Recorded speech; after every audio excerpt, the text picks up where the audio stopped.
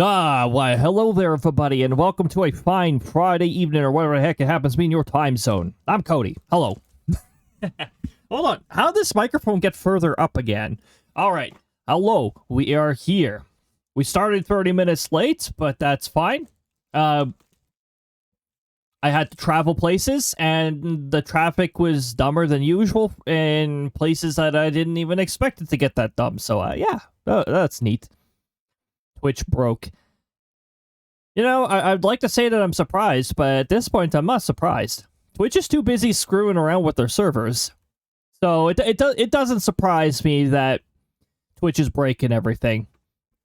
Congrats on getting first Omega. Congrats on getting second Cake. Congrats on getting third Aqua. Also, welcome on in Hemlock. And there's a few check-ins here. Omega is maintaining that very difficult to maintain 100% on 44 sessions. We also have Aqua with a 97.7% on 43 sessions. And we also have Aqua maintaining 92 point... Wait. Cake maintaining 92.7% on 38 sessions. Well, heck yes. You reached a 20 stream watch streak, but the points section says I'm at 19. What? Oh, well. Twitch, wow. I guess Twitch has no idea where people's streaks are anymore at this point. Well, interesting. Oh my goodness, you got that too? What the heck? I was noticing, though, it would be weird for it to actually say 20. Why is it telling everyone 20? We shouldn't really be hitting 20 until next Wednesday, shouldn't we? Well, let's see. Streak started a few Wednesdays ago, and that would have started it at 1, 2, 3, 4. Tomorrow, logically, it should be reaching a factor of 5. Because I stream 5 times a week, and I don't think I've broken that yet. No, I haven't had to cancel or anything, so we're still 5 streams a week. Yeah, that's really weird. Why is Twitch jumping the gun on the watch streaks? Tomorrow, if you've joined since watch streaks first started counting, that should be the point where everybody starts getting their 20s and all that. Oh my goodness. So yeah, it means a lot of people are going to be getting their bonus silver pieces. But again, you don't really have to worry about missing a day and all that. Also, another neat thing about the watch streaks is if I started a stream less than 24 hours after I ended the previous stream, you can actually get your streak maintained just by watching the next stream. Just keep in mind that will maintain it. It will not increase it if you do it that way. Better way to get your streak to actually tick upwards is to watch a past VOD.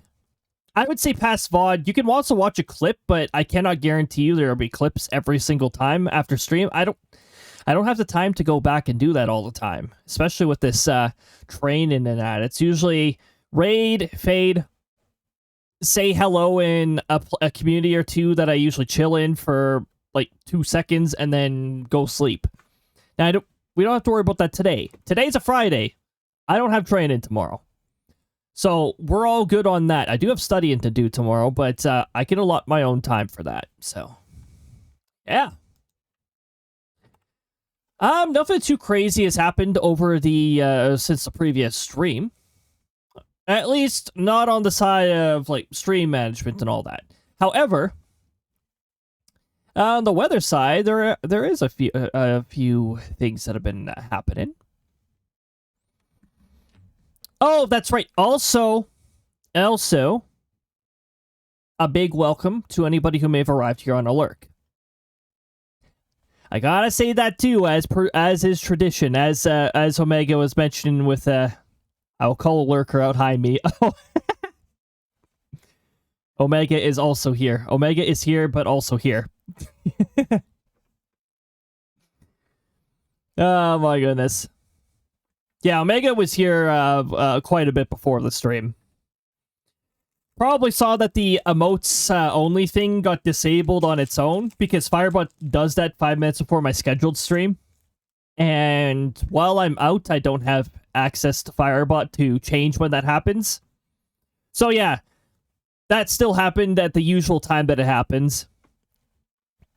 Which is why I do not open OBS before, if I'm going to be away from my setup. Because if OBS is open, a Firebolt would have started the stream for me as well. And I don't want the stream being started while I'm not at my setup. I only open OBS once I'm actually here. But yeah, there we go. And then we go over here and we continue with a Bravely Default. Flying with the fairies. Flying with the fairies is better than flirting with the fairies. Frolicking with the fairies is not too bad. I'm sure they don't mind it. Frolicking with the fairies. It's exactly what they want you to do. Forever, though. They want you to do that forever. Go ahead. Frolic with them. Okay. Let me change my fourth monitor source here. Crysta. Look at those Crystas. By the way, Crysta would definitely flirt with the whoa. Crysta would definitely flirt with Fairy. I'm telling you right now. She don't know if it's to mess with them, but she probably would. She probably also tried to pair them up. And I mean, considering some of the clever ways she's used to pair people up, I think she'd get along with a lot of the fairies. All that mischievous pairing up people, and I mean, the fairies would be more into like the messing with the emotions thing, but like Crysta would be into the developing the love part of the emotion. Udon, oh my goodness, we have Udon here. Everybody give Udon a follow. Give Udon a follow. There's the shout out right there. Udon's responsible for nukes. And Udon has done a fantastic job with nukes. We got to explore the last area of version 1.0 of nukes. And it was quite a bit of fun. Now, the ghost did get a little lost and confused, but I think that's because, I'm suspecting it's because the ghost spawned like way up there on top of something, and because yeah, I saw the ghost coming back down. It's like oh. Also, I'm pretty sure the ghost jump scared me in that one, or maybe it was the previous, or maybe it was the run that I did before that one. Can't do what I already done. Well, if anybody saw the heart there and it wasn't filled, make sure it's filled. Do that follow.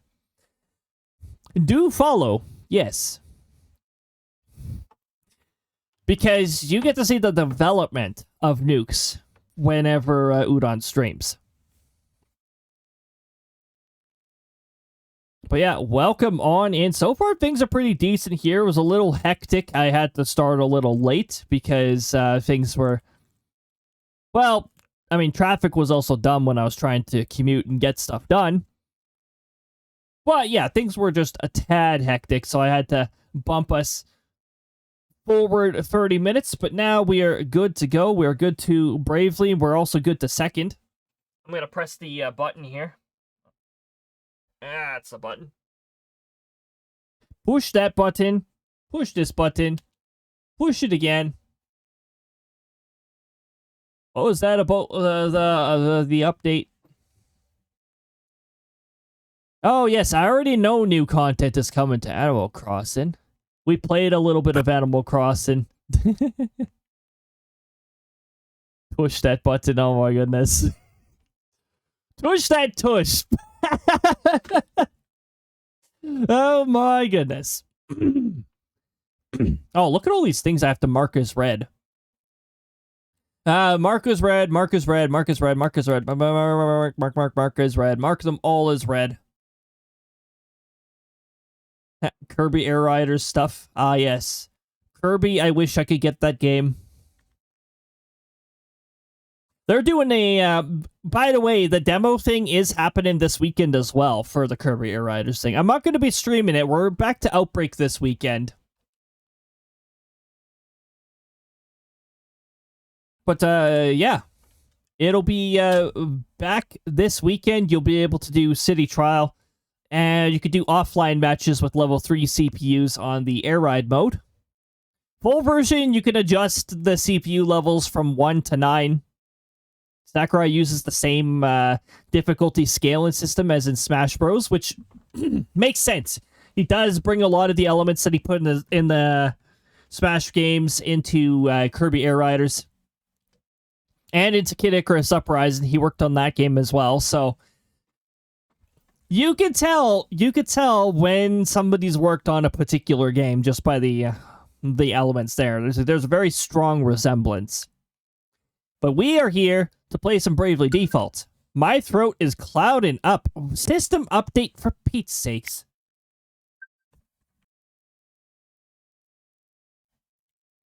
Why is there always a system update? So system updates, any of the ones that are generic and that say, generic improvements to system stability. You know what some of those actually do? They're fixing some of the backwards compatibility issues with certain Switch titles on the Switch 2. Because, like, for one reason or another, they're just not working on the Switch 2. Usually, it's them just going back and getting some, like, some additional backwards compatibility.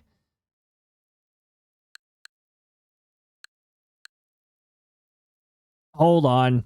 Because I restarted this, I have to deactivate the capture card and reactivate it again, because the sound gets super delayed when you restart the Switch 2 for some reason on the capture card. Yeah, see, that's better.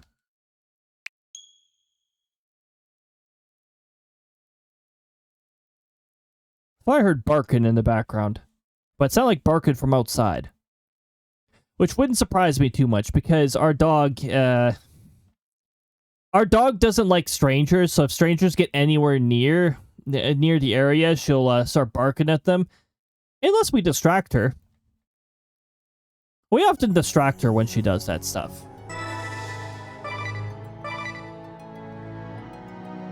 Now keep in mind, like my dog, our family dog, our main family dog, is very much does not like strangers. Has zero tolerance for strangers. However, we have... Did you see that just for a moment there? Charm Touch. We now have Charm Touch. Anyway. Our dog has certain methods that we use to get her used to a stranger. If you're one of those people who think, oh, I'm a dog person, I can calm her, good luck. If you have that kind of mindset alone, she will never stop screaming at you. She's a rescue dog, and she's had some really bad interactions with people in the past, or at least we assume that by her behavior towards strangers. There are very few exceptions where she immediately gets along with somebody, and you'll know it. If you fall into that exception. For the most part, you have to socialize with the people of our household. And you just have to keep socializing. You ignore her for a bit. And just socialize. Then she will probably jump up onto your lap voluntarily. And yeah, you just chill with her. Whose bananas is that? Whose bananas? What bananas? There's no bananas here. I haven't played any Donkey Kong game because I can't afford $120. Welcome on in, Booty Mage. Yeah, Donkey Kong. By the way, Donkey Kong Country Returns are. Sorry, what the heck? Bonanza. There we go. Donkey Kong Bonanza is $120 freaking dollars. Or was that Mario Kart? No, I think... No, wait, Donkey Kong Bonanza is $110. It's Canadian, by the way. It's over $100. Nah. Nah. Nah. Look, I would play that game if it was affordable. It's a cool game. I can't even afford a $100 game right now, so it's like, yeah, well, no. Kirby Air Ride I really do want to play, but again, I don't have $100, so we're just not gonna do that. Okay, so we upgraded all of the buildings. Oh, and I hope you're having a lovely time zone, Booty Mage, and anybody else who may have arrived here. I hope your time zone is treating you well. It is now the weekend, which, I mean, that does mean something to me. I don't... There's no training on weekends for me, so I do get the weekends off. We have ads about to start in about a minute here, so just a heads up. While we wait for the ads, I'll probably just be designating the villagers here to their tasks. So we're going to upgrade this to 10, and what are we going to do? We're going to... how about 30 per... do we have enough for 30 per?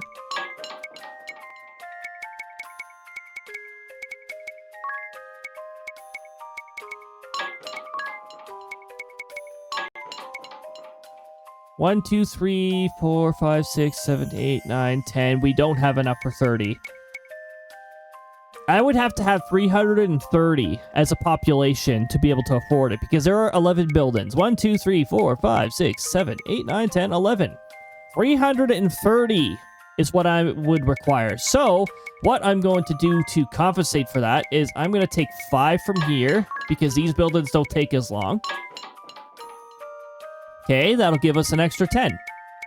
So now I can designate 30 here. Ah, Death Touch. Oh, there you go. Has a chance of inflicting death.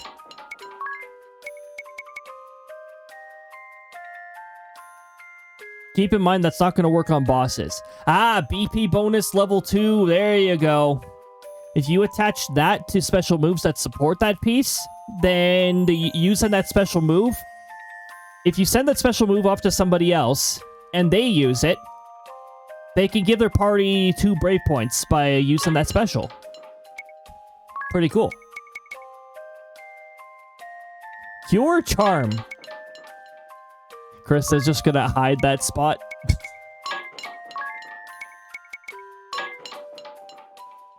We're still short, which makes sense. We didn't free 60 people now, did we?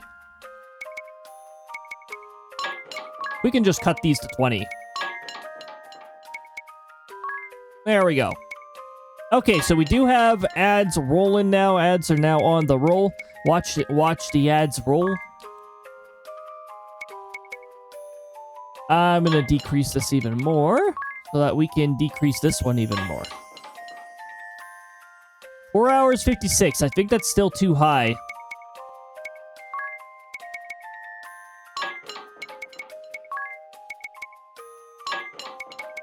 What I want is I want all of these buildings to be ready by the end of our stream. We have until 2300 here. So let me just see here. We got 3.5 hours. 3.5. I have to have all of these under 3.5. This is still not under 3.5. So we're just going to decrease this and do an increase here. That's still not quite enough. Okay, what other one building is now in the lead here? How about this one? We're going to take 5 from here. And we're going to put those 5 into here. There we go. Everything's under 3. Under 3.5. Okay, we're good to go now. So by the end of this stream, all the buildings should be ready. And then we can set it again for our final upgrade. And we'll have everything upgraded by the end. Alright, so we have a weather report. Oh, you know why it's at a weird time? It's because I started 30 minutes late, so everything's offset by 30 minutes. So, we've got a temperature of minus 2.2, 28 Fahrenheit. Dew point of minus 7.3, 18.9 Fahrenheit. Winds at 2, gusting 5 kilometers an hour. 1 gust and 3 miles per hour. Not too much for winds, which is probably why you're not seeing a feels like in the report. I'm going to eat the rest of my chocolate bar on this break here. It's a chocolate bar break. Wonder Bar. Now, I think I saw Wonder Bars down in the US, so I think you guys know what they are. Yeah, Wonder Bar. You can see the words. Most of a container becomes transparent, but... Actually, maybe you don't have those down there.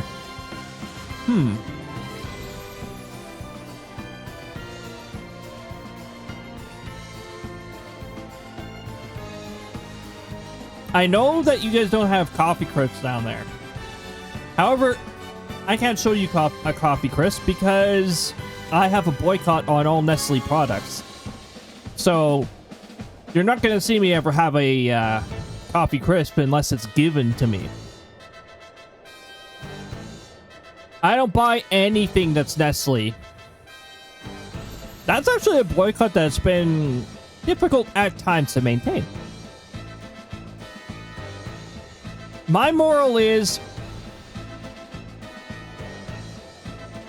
if there's a company in which their CEO has the attitude, water is a privilege, then they're dead to me.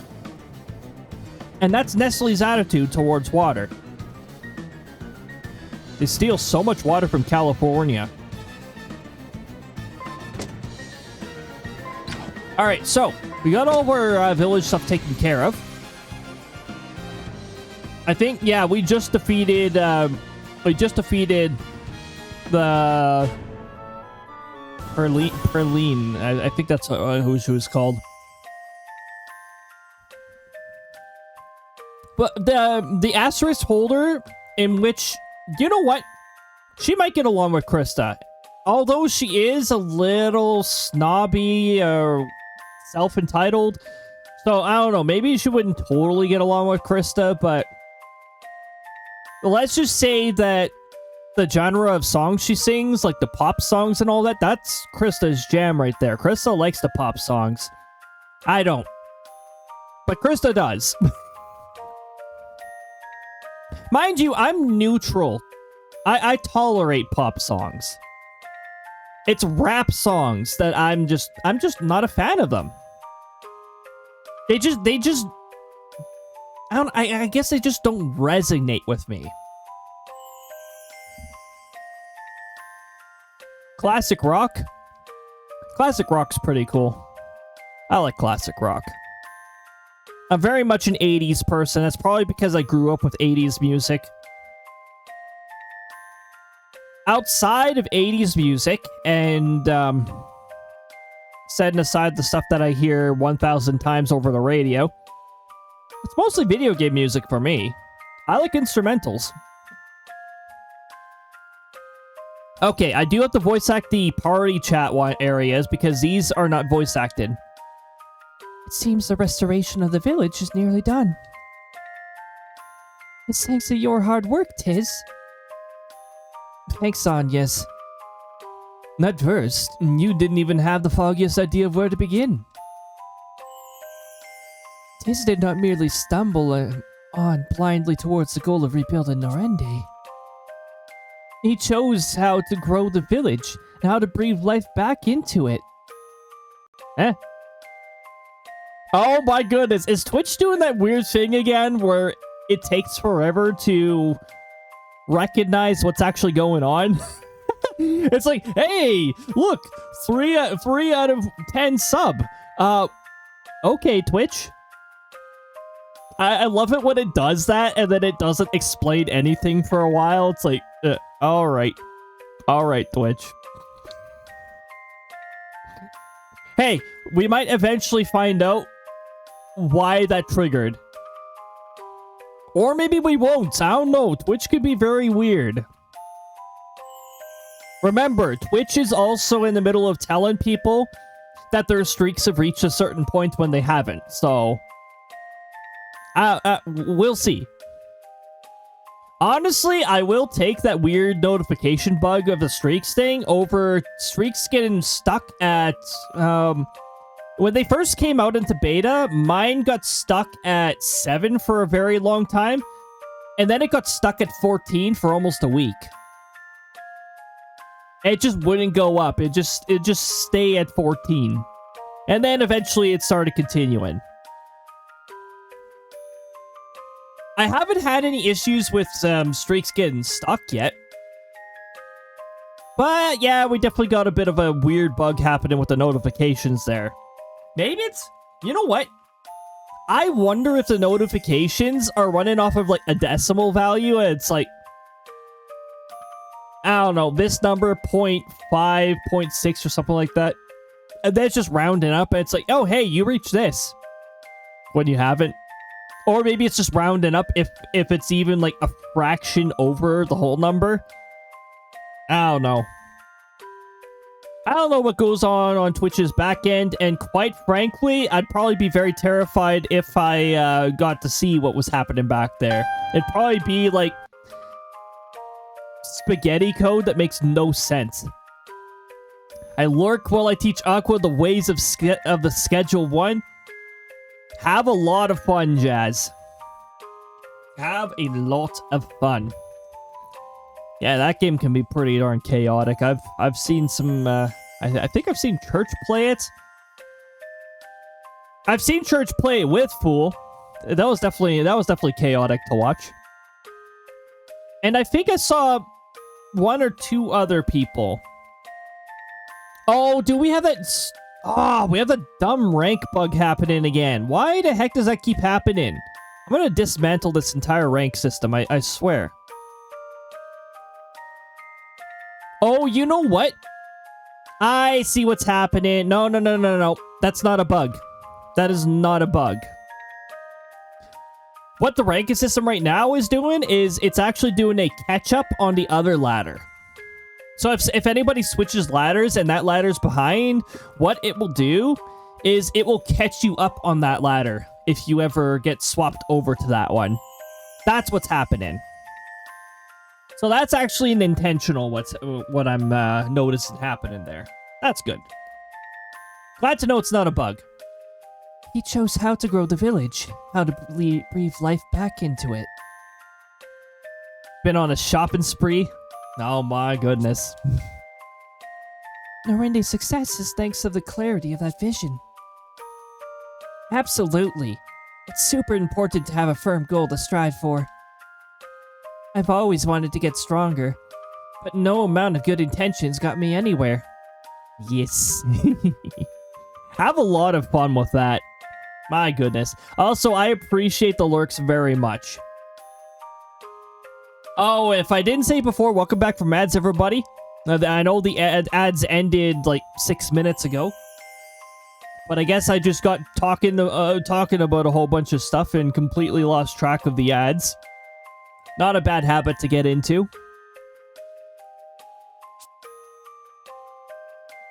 Ben, I put a note in my mirror that said, do 100 push-ups. And every time I saw it, I did.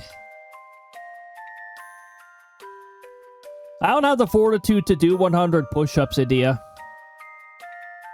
But, you know, power to you.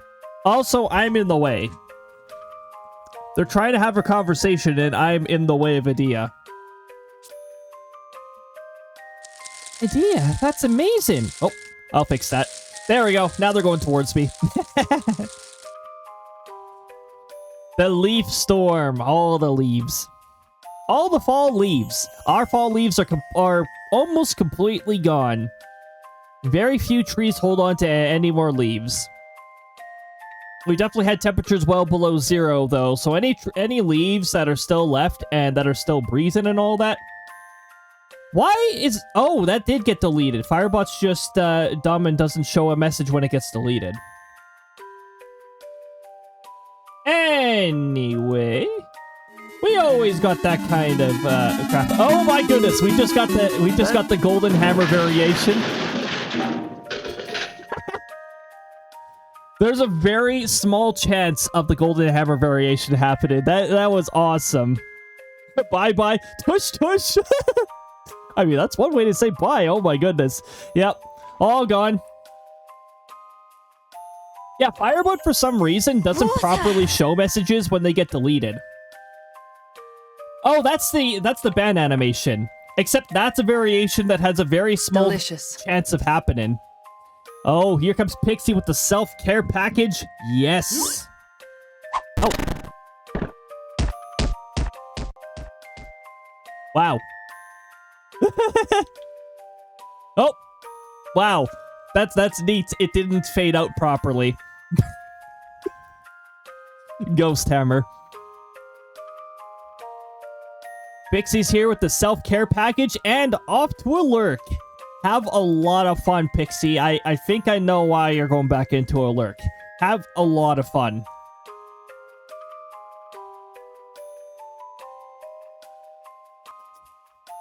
Whew. There's the hydration. Let's get that snack. Oh, I placed it down here. Okay, that bottle's empty. However, I got a second bottle. I planned for this stuff. Everybody, give Pixie a follow. Pixie plays DBD, and it is so much fun.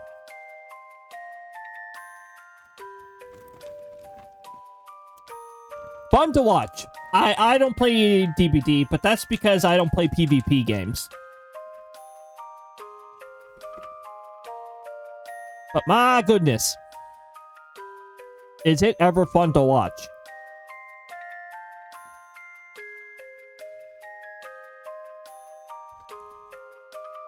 Hey, if you got any trail mix lying around, by the way, I recommend it.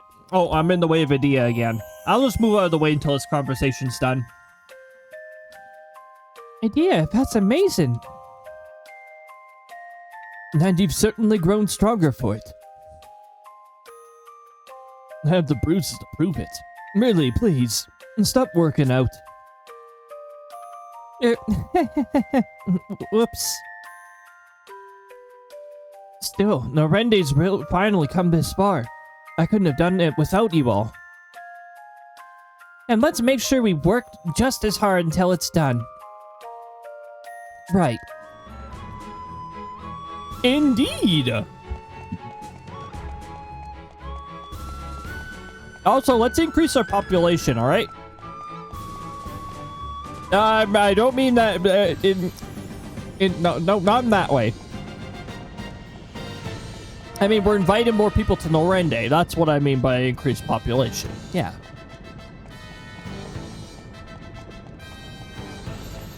Oh, nobody on the stairway to, nobody on the stairway to lava.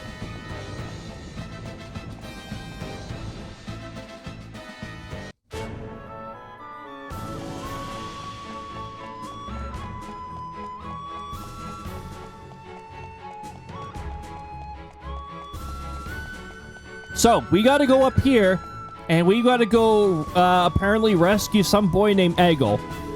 Not the Mechanis leader Eggle. Because, I mean, there's not a second E in this name, so it's definitely not the Mechanis Eggle. We're not doing no Xenoblade Chronicles plots here. What is that place? A sight to behold, that's for sure. This is where the Civil War started, right? Look, there's a transport ship tied up at the moorings. It looks like they're pooling their weapons and ammunition here for distribution. Huh. How are we going to get in? We'll go right in the front door. Don't be absurd! They'll be upon us in seconds! So be it. Our top priority is rescuing the boy Eggle.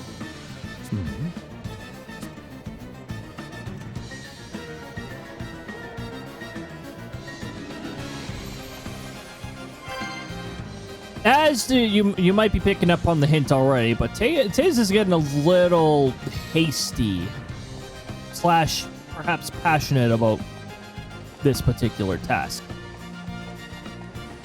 Probably resonates with him personally. Ah, there we go. I was about to say we got 2 items here. Also, this... No, not you. Wait a minute, what?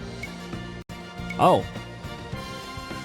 I thought the boy was the one who sold items. So, would you like to get more black magics? Well, drain, aspire, HP drain, MP drain, and inflicting dread, which honestly isn't really that useful. You'd want to use this against the boss, but I mean, are you going to be able to inflict fear on a boss? Probably not. There might be like the odd exception. There might be a few who are susceptible to it, but good luck. This is a spell I almost never use because it's useless. You could use it on those annoying turtles, though. You could use it on the tortoises because they like to default, and if you cast fear on them, they can't default. Hey, Saga, but if you level up your white mage enough, this becomes obsolete. Useless. You can give somebody the group cast all ability and just use haste. You don't need to spend extra MP. Same with this one. Comet is pretty useful. It's what comes before Meteor, so a Comet's a pretty decent one. Does a good amount of damage.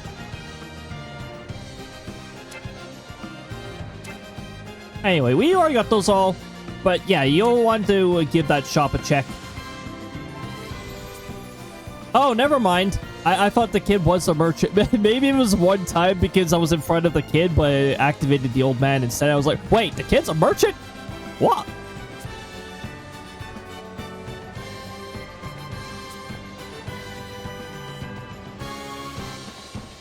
Oh yeah, and we got our adventure friend to save and tell us that our AI has been updated. But unfortunately, they're not really that strong. However, keep in mind, this one does have raise. So if you don't have raise yet, then you might want to keep that ability handy. Raise is pretty decent. Pretty decent to have.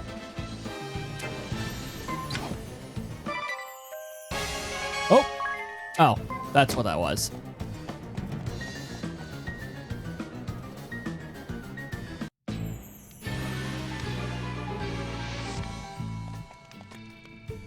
Alright, so now we are in Starkport, which is what this place is called.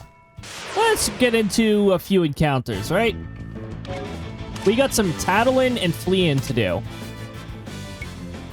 Alright, so when it comes to spiky dogs that call themselves hellhounds, we just go, you know, we tell them who's a good boy, and then we leave.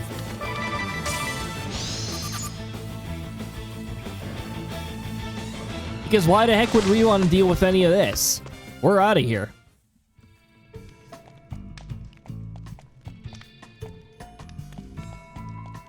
Anything? Oh, wait, no. There can't be anything hidden because there's only one treasure chest left. There we go.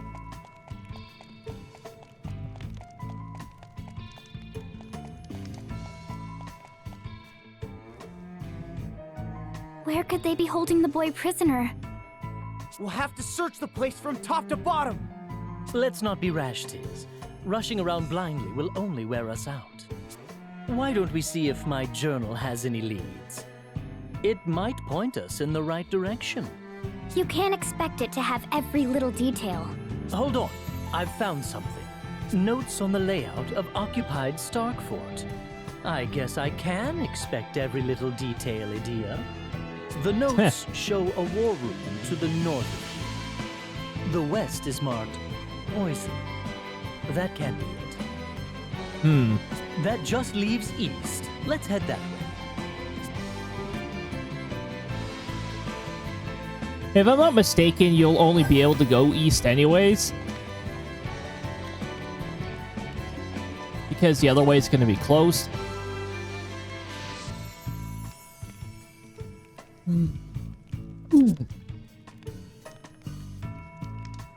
I can smell the smoke rising from that little brang of yours, ring a bell. I'm at a loss. The writings in my journal are completely off the mark from what's happening. How can that be? Oh, now that you mention it. What did it say again? The fat one and the weakling make the brats squeal by torture. What? Torture? But... No, get ahead of yourself, Tiz. My whole point is that the contents of the journal have missed the mark.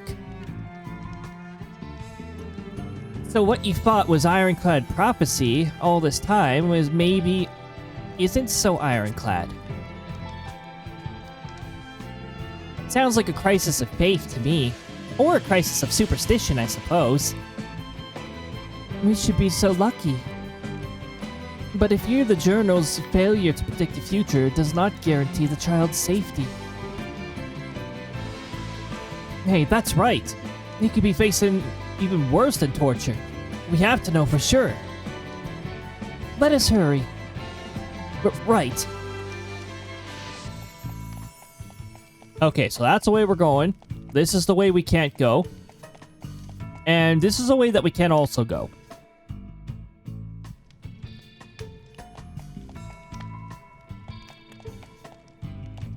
I think this is where... Oh, never mind.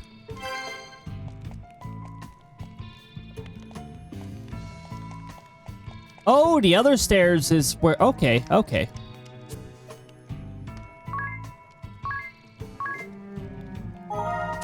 So we are no longer in the Eisen Bridge. We are now moving up the stairs. Where? I don't know. Oh! Ah, let's get rid of this. Let's get rid of this. I don't like this person. We're going to get rid of him.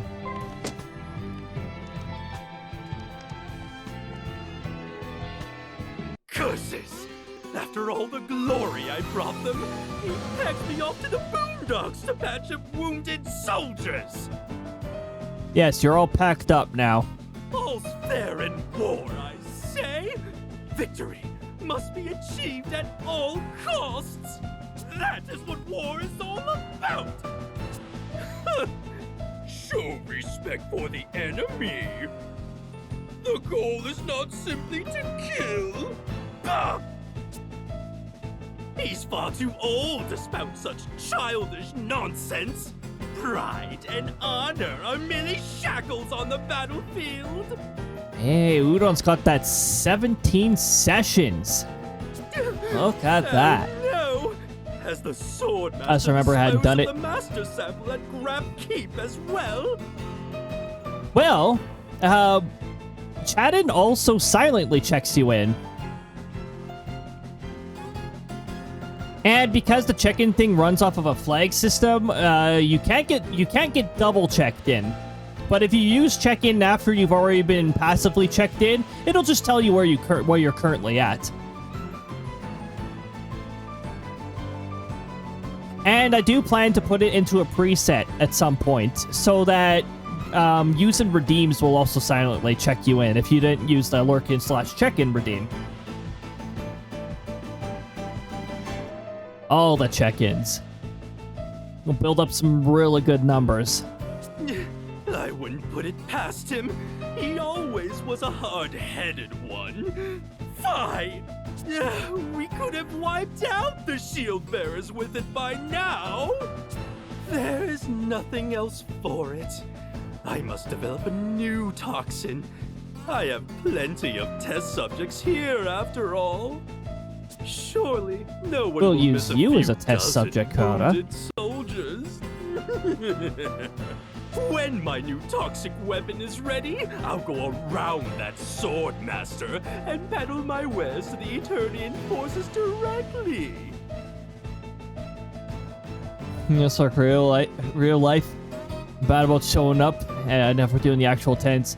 Well, the check-in system just measures how many times you've checked in. It's not going to reset to 0 at all. It's not like Twitch, in which Twitch seems to punish you for not showing up all the time. It's like, for Pete's sakes, Twitch. people have this thing. It's called a life, and like I feel like Twitch just doesn't like to respect that. Like their streak system here, it doesn't. It's still very flawed. If you're going camping for the weekend, if anybody streams over the weekend that you usually attend to, well, guess what? It gets reset to 0 and you can't do anything about it because the 24-hour thing doesn't respect the fact that people are out camping. But his name was Salvemaker God. I mean, that's his asterisk job, and then yeah, title name. And we're gonna put an end to his nonsense. If my father knew of your deeds, that fat neck of yours would be for the axe, you know. What? Who is that? We read.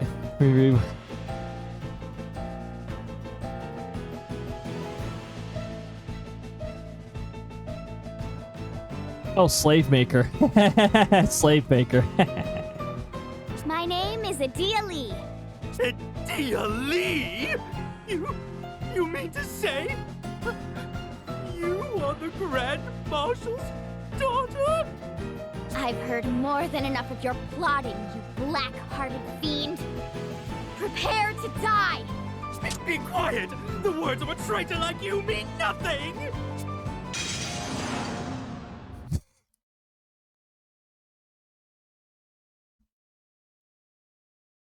Alright, we still gotta do an examine before we completely wipe this person, this fiend off the map, so we're gonna do that. And I'm gonna make all of his status ailments useless with a fairy ward.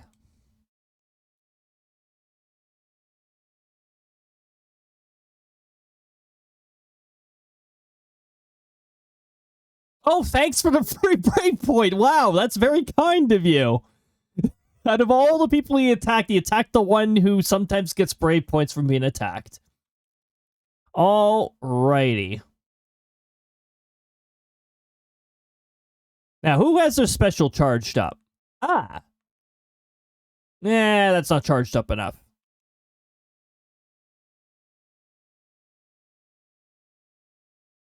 Okay, I'm gonna do the My Hero thing. You're not missing any HP. Why are you wasting it on giving yourself regen?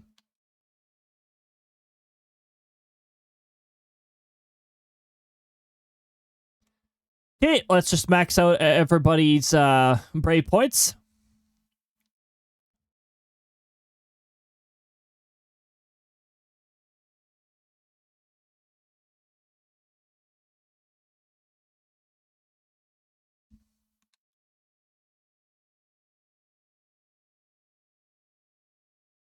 Ah, yes, we're leveled up enough to use the strongest tiers of magic now. All right. Well then, how about a Faraga sword?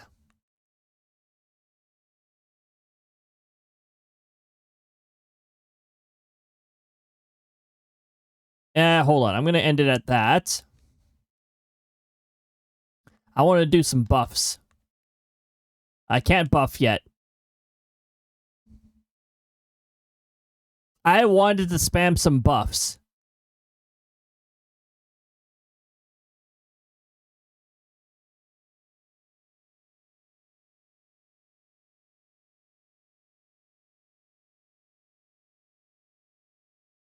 You know what I can do, though?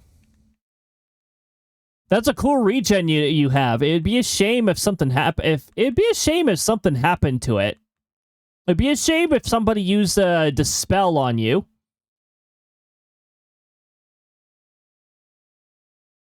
And then I'm just gonna spam cure a couple times. Continue to charge that up.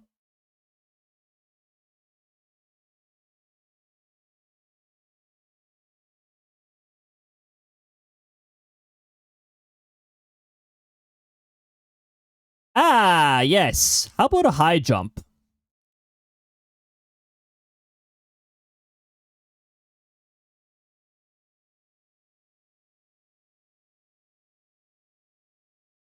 Here, we'll, oh, you know what I could do?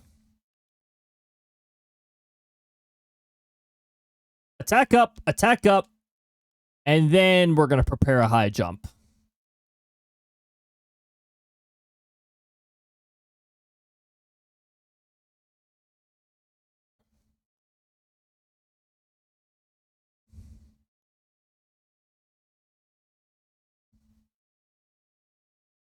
Oh, good. He wasted a turn.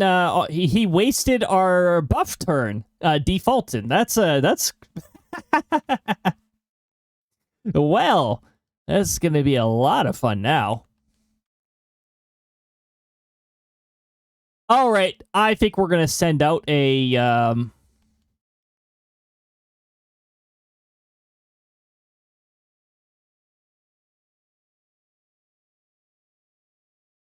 No. What we're going to do is we're going to send this out.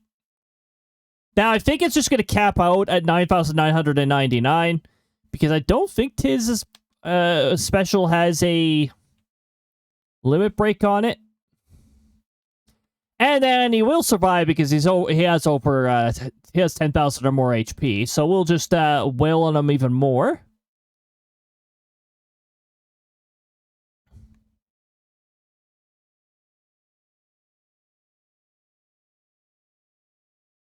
I'm not going to use that meteor yet.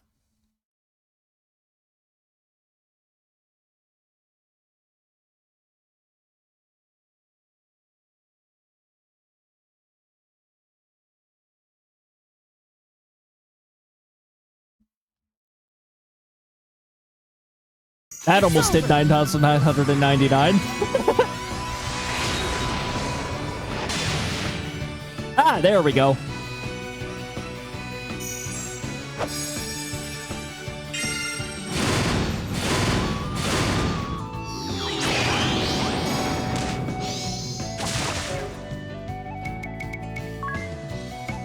Why don't you... We're gonna have you take a dirt nap, actually.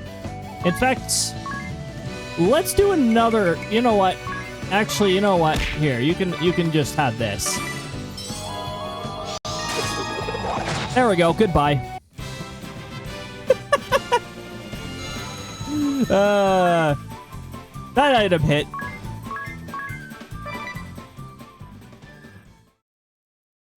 I'm sorry, but Ribbon is supposed to give you immunity to yeah. All right. Anyway, that should just do 0 damage.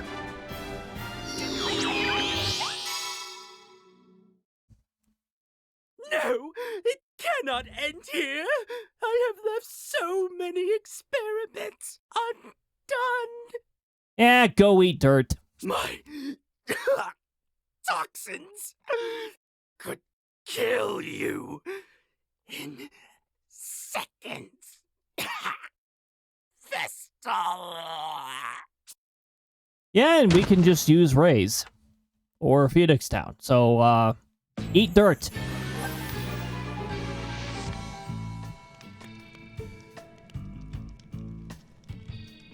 Now that we have the Cellmaker asterisk, it should let us heighten the performance of our items. And combine items to make them more powerful as well. That sounds handy, but not really very exciting, is it? It isn't. I don't really use this at all. Like, sure, you can make the bullshit thing that Cody did right there. But guess what? You need an elixir. An elixir is one of the ingredients you need for that. I know, right? Far too humdrummed for us. In other words, you two are too lazy to organize your items. No, we're not lazy. There are simply other things we'd rather do. I get you, India. I get you. That's all fine and dandy to have acquired the Cellmaker job, but your item bags are a jumbled mess. It must take forever to find what you need when you need it. For an example, Idia, don't keep your potions with your high potions. What? They're both restorative, so why not? And you, ring a bell. Don't lump antidotes, echo herbs, and wake up bells all together. Wake up herbs. Wake up herb bells. Why not? And together they're like a cure-all. What if you only need one of them? You'll never find it in time. You should learn from Agnes's organizational skills. But Agnes, there's no need to keep each of your pills separately. Oh, yes, of course. You and Agnes sure are sticklers for detail. Eddie and I, on the other hand, well, to each his own, right?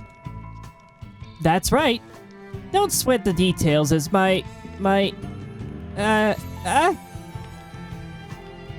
Oh, Adia, sneeze the other.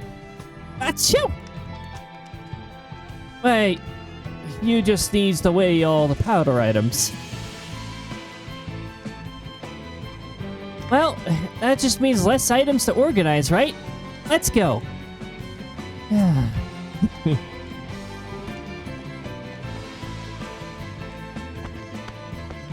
We got rid of the scummy self-maker. Goodbye.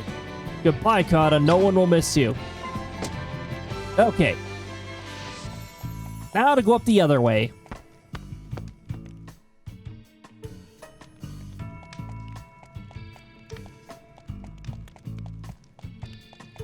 Considering we saw the Swordmaster here often enough, I'd say there's a fairly high chance we'll run into him again. Ice Brand. The brands. Brands of ice. Hey! There he is! There's person. Are you alright?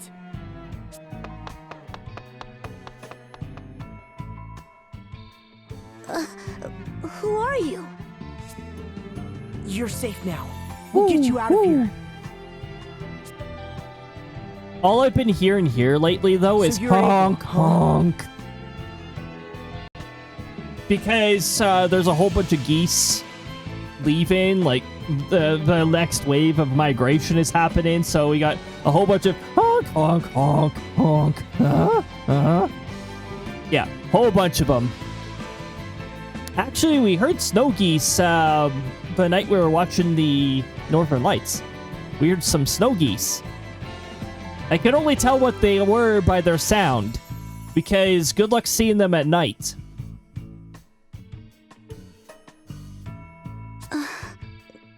That's right. Who are you? We've come to help you.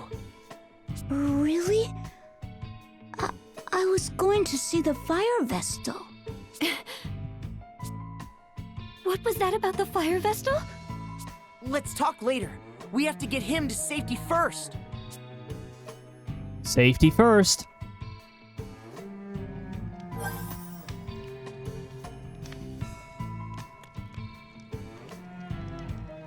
Phew, Am I glad to know he's safe? Indeed. And he owes his safety to your bold action, Tiz. Bold and foolish, I should say. I cannot deny it was right to save the boy's life. But you have a higher calling, Tiz. Crystal's awakening hinges in part upon you. Speaking of which, just what do you suppose his connection to the Fire Vestal was? He's out cold. Not that I can blame him, after all that. Wait. Yes, we're doing this again. Hey, wake up, kid! You're our only clue here. Hey! Okay, fine. Hey, wake up, kid! You're one clue here. Hey! Harry, stop that. At least let him rest until we arrive in Heartschild.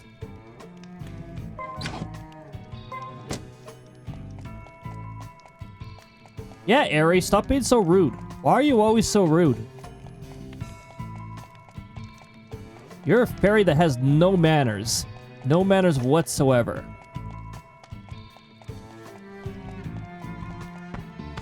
And so far as we're aware, not a sense of mischief that some fairies do possess. We still can't go up here. Let me in.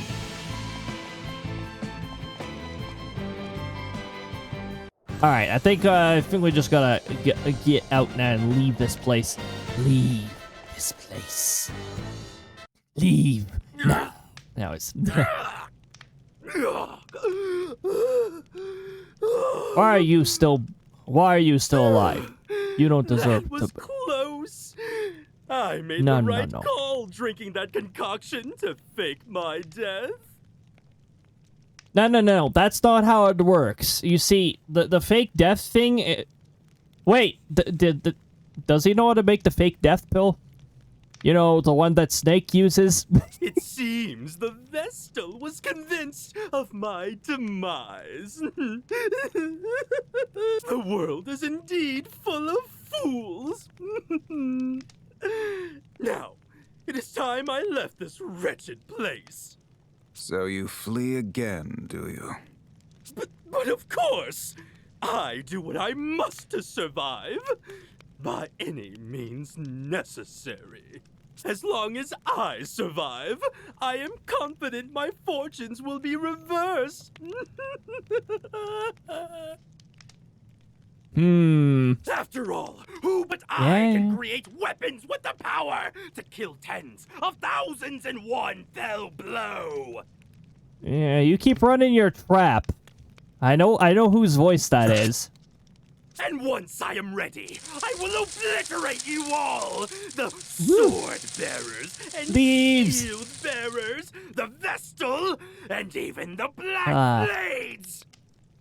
And then the world shall be mine.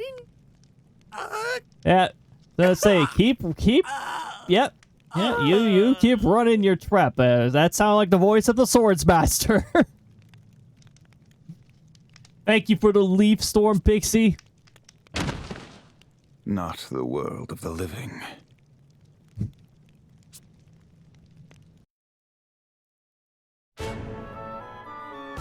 Swordmaster ran out of patience. Weed storm. I'd be a little concerned if the weed was that color. Might not be very effective. Might not work properly in that kind of state.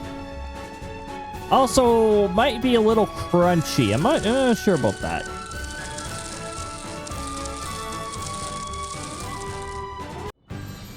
Here at last. All the leaves. That was a risky move, but we All made of it back them all right. leaves. It'll be fine. Nah, Tush be fine. I mean, Tush is fine. Yeah, no, not much. It's very difficult to argue against that. Here. It's not like 'tis to go out on a limb like that. But we survived, and that's what counts. The Vestal. He must be exhausted.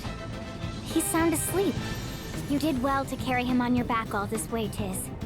You must be tired too. I'm fine. Eggle. It's all for Eggle. Looks at stream title for 18 plus tag. There's no 18 plus tag on this particular stream. I clearly mark it if it's 18 plus. By the way, Tush can be fine. It doesn't matter if somebody 15 hears that. It's Tush. It's just Tush. I'm not specifying any details. It's Tush. More importantly, this boy may know of a way into the Temple of Fire. We should ask him now. Don't you agree, Agnes? Eri, why don't you go take a nap? I think Eri needs to sleep. If you're not gonna let people sleep, why don't you take a nap? There we go. It matter if they heard what I had to say next. Oh, jeez. Let's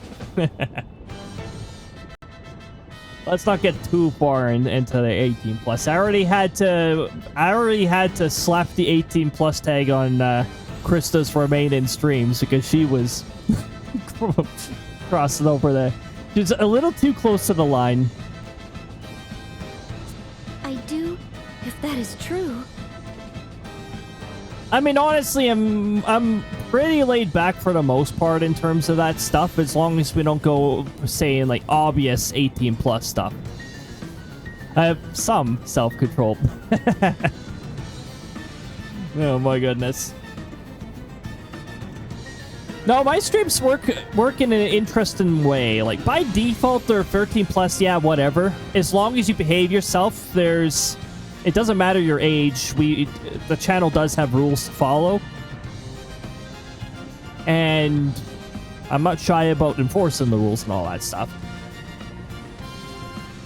But then I've also got the speculation, it's even on the channel rules there. If it says 18 plus, if you see a 18 plus tag on there, then yeah, you gotta be 18 or over. If you don't see it, then you're fine as long as you're 13 up. And with the community stuff I do have proper rules in place for that. Almost all community instances are going to be 18 plus, especially if it involves voice. Then it's absolutely mandatory 18 plus. I don't mind if you're hanging out in the chat or like, I don't care what age you are as long as you're 13 or above. But when it comes to like voice chat and all that, I want to make sure 18 plus. Don't want to take any of the risks. And I don't want some of the undesirable results that I have seen in other communities who've let in anybody like less than 18. I don't want to be like run into any of those scenarios.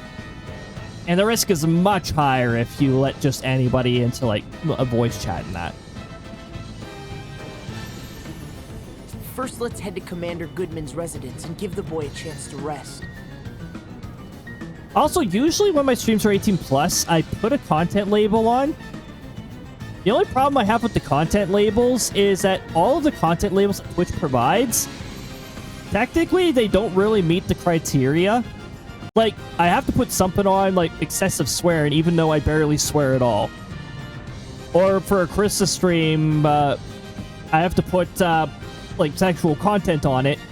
Even though Crysta doesn't really get into the details of that, she just, you know, makes certain references in that.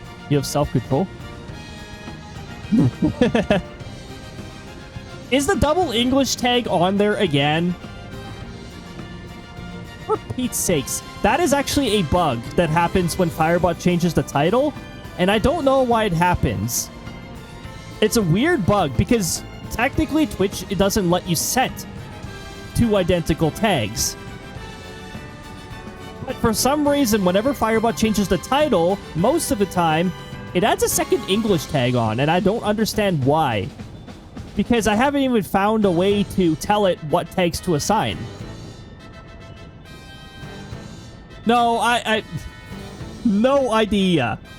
That is definitely a bug. That's a bug that I've had to deal with for the past couple weeks at least.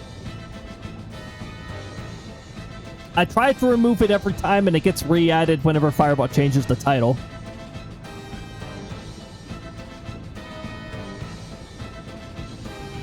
Maybe I should ask in the Discord, hey, why is it adding the second... Why is it adding the second one? The keyboard command to close shortcuts? Alt F4?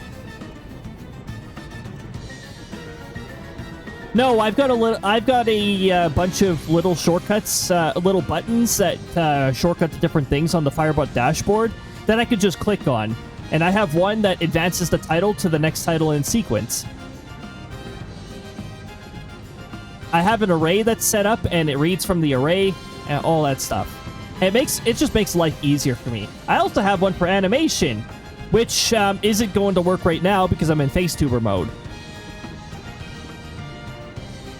No, the change title thing has some very weird bug that happens. If for some reason it adds an English tag when there's already an English tag, and I don't understand why it does that. That is some sort of weird bug when it comes to Firebot changing the titles. It never used to do it before, like, the 2 weeks ago point. But for some reason it does that now. It might have been a change that Twitch made to the API. I don't know. Don't know what the heck happens with that. I just know that every single time I remove that second English tag, it reappears half the time when I change the title again. And I don't want to try and remove it midstream, because when Firebot updates the title, it does not update on the OBS dock. I have to go, like, out of the way to fix that issue. And yeah, I'd rather not. Let's give the boy a chance to rest. The boy!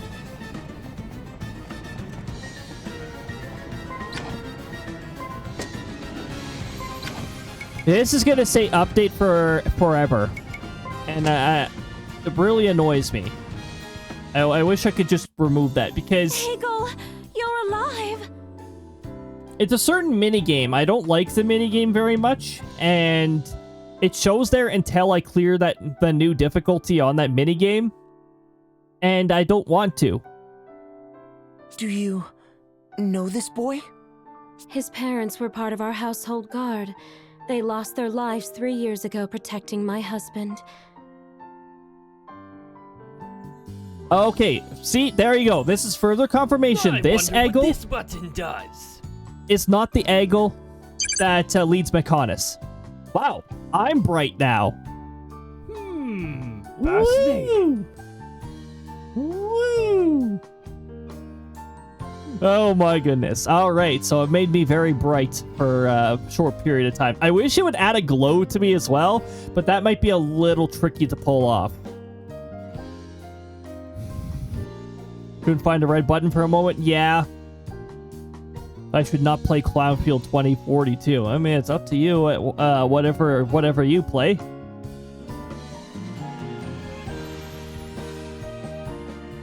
Oh, Alt F4 doesn't work on that. Oh, you were talking about Alt F4. I mean, another way to force the game to close is by opening Task Manager and telling it has to close. If you can get the Start menu to appear, you can press the Windows button to get it to appear, and right-click taskbar, say Task Manager, or the task was locked. Oh, the push was locked behind. Oh dear. You can also Control-Alt-Delete and press Task Manager, and that'll bring Task Manager up. Honestly, if any game doesn't have like a proper way to exit out of it, it shouldn't even be allowed. It shouldn't even be allowed to be on like Steam or whatever platform it's on, because it's taking away control from the user. Had to restart the computer. Wow. There's a video by a guy who made Task Manager and said don't use Control-Delete.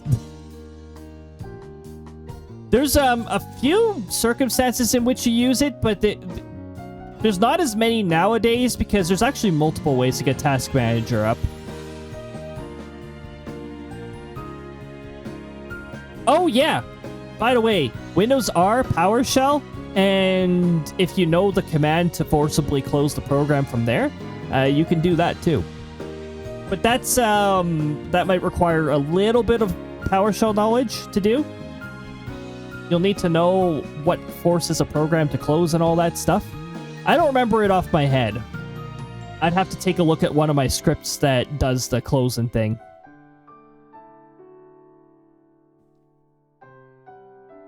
I do use the Control-Shift-Escape brings it up right away. Oh! I don't know if I want to. I don't know if I want to try that while the stream is running.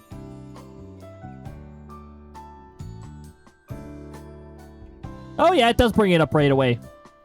I did try it. It brings Task Manager up right away. There we go. Awesome.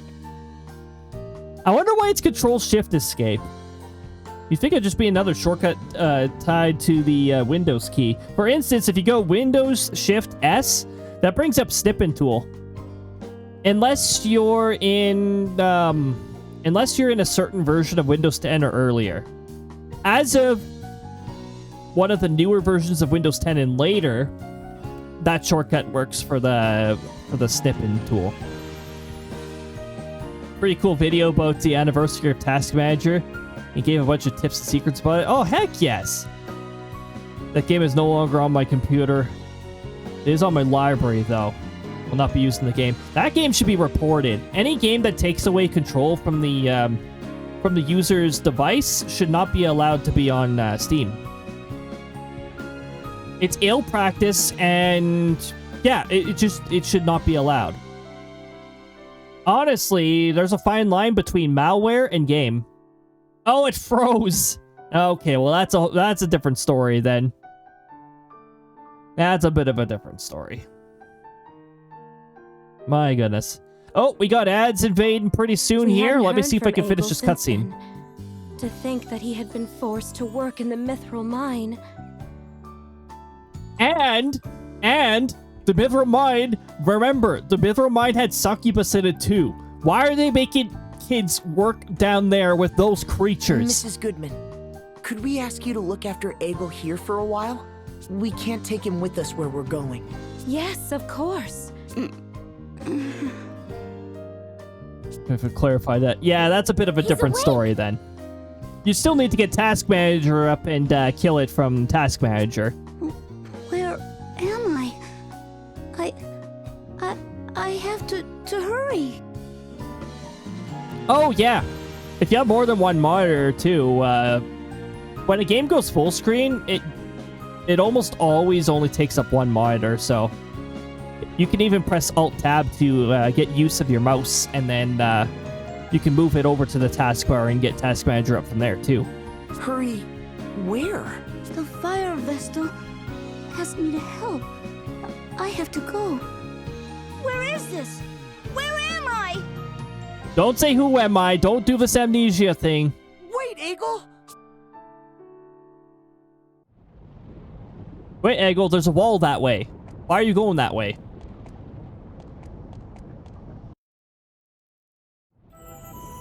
Egil. The task opened behind the frozen game. Oh, lovely. Don't you love it when a game does the always on top nonsense? You can use the Windows key and arrows to move where it is. Where Task Manager is. If it opens up behind.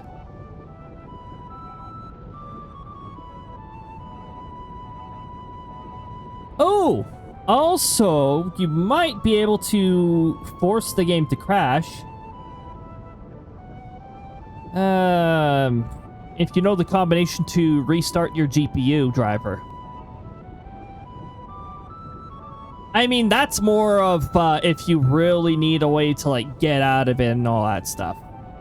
Mind you, keep in mind, if your entire system freezes, that is also a completely different story. That is almost always you have to restart. There's no other way around it. Like, if your system freezes, that's something completely different.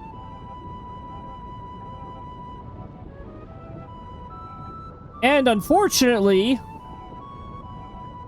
Windows doesn't always do the, sorry, it's not even a blue screen of death anymore. They killed the blue screen of death.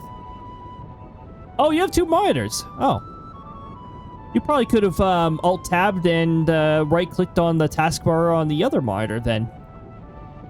And then if it opened up behind, you can just use the Windows arrow keys to send it to a different monitor. You might have to press the arrow keys a few times until it moves onto the monitor, though.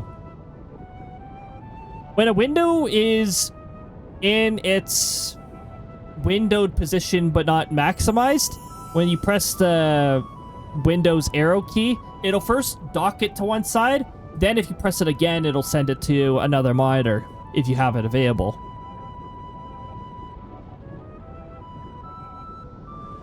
it's interesting. Oh my goodness. That right there, that is 11 months. SLdr, thank you very much for 11 months. I appreciate it. You are 1 month away from hitting that 1 year mark. You are very close to getting the Thunderstorm badge. The badge evolves to a Thunderstorm, but when you hit a year. Twitch decided I couldn't message on mobile for some reason. You know the reason? It's because it's mobile. That's the reason. I've noticed that seems to happen sometimes on mobile. We got a Thunderstorm being summoned. You need to restart the app. Probably, yes. You might even need to clear the cache if it continues being buggy. But yeah, restarting the app, that's a pretty good precaution right there. Alright, SLdr's coming in with a Thunderstorm. I hope you're having a lovely time zone so far. Thunderstorm is 1 hour of silence with occasional thunder. Sometimes we do go a little while before it starts rolling thunder. And then sometimes it will roll thunder multiple times and you'll actually hear it chain into each other. Well, if you have a higher perception for patterns and recognizing which Thunderstorm clip is which. Thankfully that helped. Awesome. Glad that did the trick. That is a very annoying bug. I really wish Twitch would stop introducing new bugs to mobile all the time, but remember, they only seem... Apparently, Twitch only seems to test things on one phone that's running some specific iOS version, and they don't seem to test it on anything else. I don't know. It's like they only use one phone when they're testing stuff. Test on other platforms? Nah, that's not important. Like Twitch has forgotten what quality assurance is. You know what? Amazon, I don't even think Amazon even knows what quality assurance is at this point.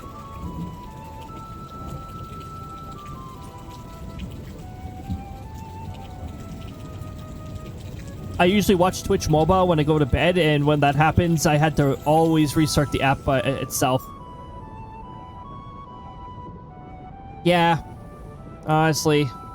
Restarting something is usually the best bet. Except if you're using Google Chrome on your phone. Google Chrome on the phone performs like such crap. You usually need to wipe out the cache, and then you need to force all Google Chrome processes to stop. So you need to force stop it, clear the cache, and then you need to relaunch it. Sometimes it still behaves like crap until you restart your phone. Google Chrome is not nearly as good as it used to be, but that's because Google is leaning more and more towards their questionable AI. I swear they're pulling stuff from the Microsoft Bing and all that. Which is why I don't like Copilot. That's another reason why I do not like Copilot. Because it is powered by Bing, which is one of the crappiest search engines out there. Yes, it is worse than modern Google. It's still worse than modern Google. You will still get incorrect answers for your questions. Bing is still as crappy as it was back then. In fact, it might have even gotten a little worse because they're also leaning into their inaccurate AI. The problem with a lot of the AI stuff that people are putting, that these big companies are putting down, is it's taken in all sorts of things. It's taken inaccuracies, and it's taking accuracies, and it's like muddying it all together. And guess what that results in? A crappy search engine. I just dislike that I either have to restart the stream or the app for it to work. Yeah, that is incredibly annoying. There you go. See, that was a thunder chain-in right there. We had one thunderclip play, and then we had a shorter one that just snuck in there.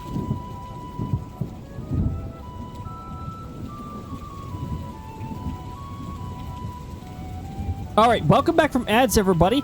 I was just waiting right here while we waited for the ads to finish, and we were just talking about Twitch being defective as always.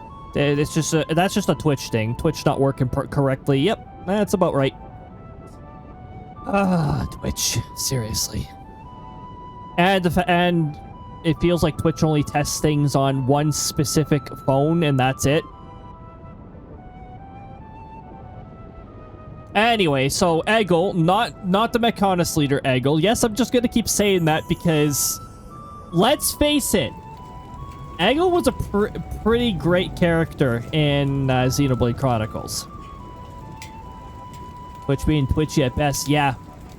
And then, of course, you've got the watch streaks being really weird and jumping the gun on notifications. And it's like, hey, you got this streak. No, you're actually one away from that streak. Again, I don't know why it's doing that. Also, I'm sort of wondering, I wonder if it's just doing that on the new channels that got the streaks. And maybe it also has something to do with one of the reasons why your streaks were available but sitting at 0 when they first launched. I wonder if it has anything to do with that.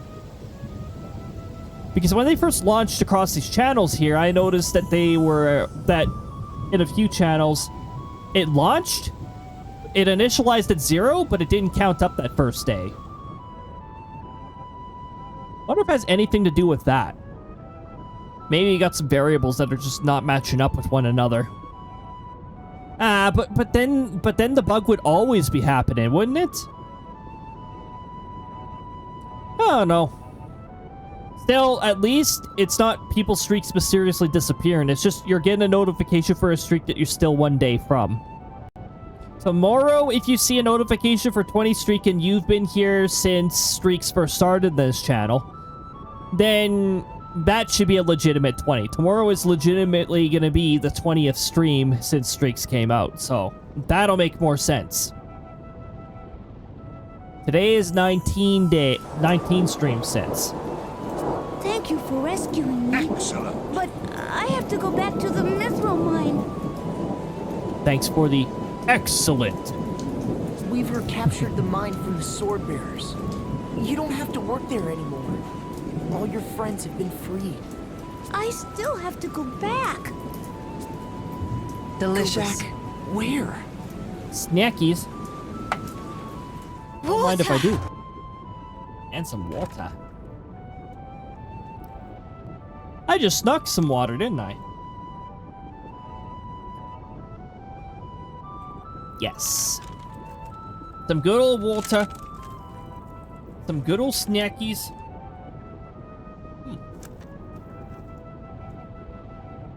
Trail mix.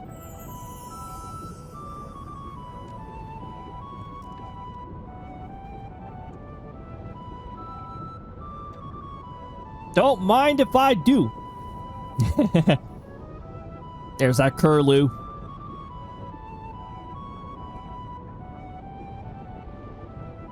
There's that curlew. The curlew that's just going. Does this have something to do with the fire vestal, Eggle? That's right. Did you meet her? Eggle almost sounded like Anya's there when I said that's right. No, I've never met her before, but I sometimes see her in my dreams. I really do. Peace. She always seems sad and tells me, go to the deepest tunnel. Lead the wind there. The wind? The deepest tunnel? Does it lead somewhere? That's one of the few things we ever learn about the Fire Vestal, is that she's communicated to Eggle through his dreams. Yes. Who are you? She is the wind vestal. What? That means... This tunnel may lead into the Temple of Fire. Even in death, it seems the Fire Vestal is trying to fulfill her duty through Eggle's dreams. I must see this done. I must, Eggle. Show me the way to this tunnel. Got it! Leave it to me! Wait! Eggle's in no state to go anywhere. Hey! Why do you object, Tiz? Because it's dangerous. Tiz, we can like one-shot those the mithril succubus. Tiz, How is Eggle? he's asleep at last. Idea is with him now. Agnes and Eri are in a huff. We couldn't let Eggle take them into the mine. It's too dangerous. You know, Ever since we found Eggle, you've stopped having your nightmares, Tiz. Thunder. Really? It was the thunderstorms. And then they just conclude the conversation like this. I'm sorry, this cutscene ended in such a dumb way. I'll leave Sort Eggle of. in your capable hands. Understood. Be careful out there. Where is Eggle now? He's holed up in his room. He won't let anyone in. We can't take him with us. Even so. No matter. I've questioned him thoroughly about the location of this passageway. Let's set out then.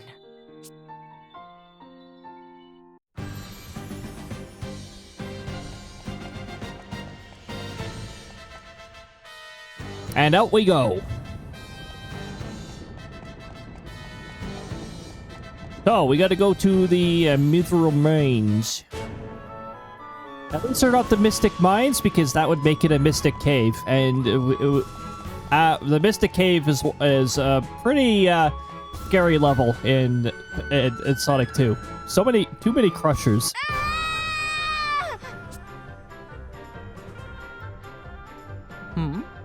Eggle? What are you doing here?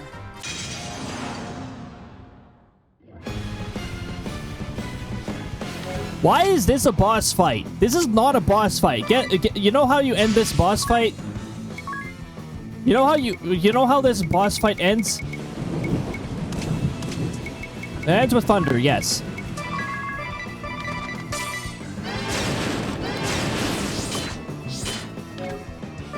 Well, it would have ended with that if RNG wasn't too busy being annoying. There, they're gone.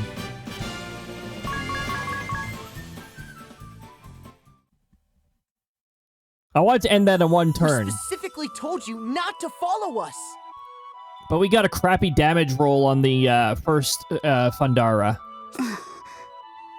Are you listening to me, Eggle? But I'm the only one who knows how to open up the way through. What?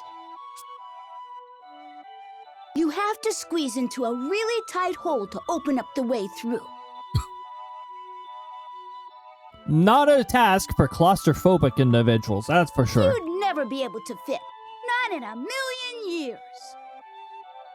Do you have a confined space entry permit? You said nothing about this back at the house. You tricked us. Well, Ari, why don't you go down and crawl through? Why don't you go crawl through that tiny passage then? I didn't trick you. If you have I such just a problem left with that it. part out. It's the same thing. Anyway, I'm small enough to fit through a silly little hole. I highly doubt Ari would actually be willing to crawl underneath there. But you're too tiny to move the stone lever that opens the passage up. That's right! Ari does not have the strength to do this. Ari weighs...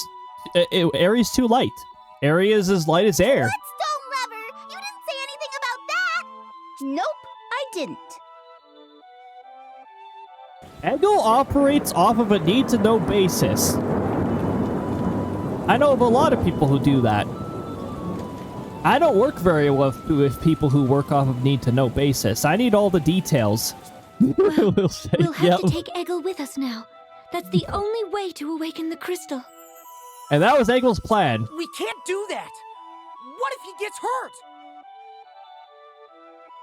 I mean, if you breathe on a rock the wrong way, you could get hurt. That's why you gotta be careful. To yell at Anya's Tiz. What are you so upset about? What do you propose then, Tiz? Will you make him go back by himself? I wouldn't do that. We'll go back with him. What if the sword bearers or black blades beat us to the temple? Eggle was just attacked by the enemy, right? He was held prisoner by them before as well. They may already be aware of this passage he found. But I believe we should focus on the task of awakening the crystal. Exactly. To cleanse the darkness from this world, we must accept some risk and some sacrifices. Ari, don't say the part about sacrifices. You're trying to freaking persuade Tiz to cooperate with everybody? never! What are you saying, Ari? I don't want anyone to be sacrificed. I won't allow it! Ari, you're supposed to leave the part out about sacrifice? What then? You have been impossible lately, Tiz. You are trampling upon the will of Eggle, the late fire vessel, and me. As a vessel, I cannot let you do this. Do not interfere with my mission. Hey, both of you need to calm down. He reminds me of my little brother who died. Till, What? when that chasm opened up, and Norende was swallowed by darkness, my little brother, about the same age as Eggle. He fell along with it, right before my eyes. No, Ari isn't really that bright. No. I don't really trust half the things that Ari says. It's like, Ari, have you, I don't know, have you read like a detailed book about this or that? I couldn't save him. I couldn't hold on to Till's hand any longer. The look on his face as he stared back at me and fell into that black pit hasn't left my mind ever since. Can we sell Ari? I don't know. Ari might weigh. Ari might like if Ari weighs as much as air, we might not be able to. Oh wait a minute. They don't just. How much would a Crysta fairy sell for, anyways? The same goes for the water vestal. It was agony, watching her life fade in front of me. I couldn't bear to watch Agnes cling to her and weep. I've seen enough death to last a lifetime. I'd say millions. Maybe. That's why I don't want to lead Eggle into peril, even if it is to deliver the world from danger. Can we lead Eggle to a pearl? Because, you know, we could strike it rich here, right? Like, together? Then why don't you try to stop Agnes from facing danger, Tiz? Because I know Ah. that no matter what, Agnes would just go off on her own. And I promised Agnes that I'd stay at her side, to be there, to protect her. Mm-hmm. Well, there's your answer. Huh? What do you mean? We'll go together with Eggle. Tiz will protect him. We all will. That's what Ringabel meant to say before the surprisingly loud variation of Thunder rolled. Please, let me go. I want to see the fire vestal's wishes carried out. You win. But you're not to go wandering off without us, okay, Eggle? Got it. Thanks. There you go. There's a procedure. Huh? What? Never mind. It's nothing. Let's move on. No, don't say it's nothing, Agnes. Come on. Come on, enough of this. It's nothing, all right? You got something to say, say it.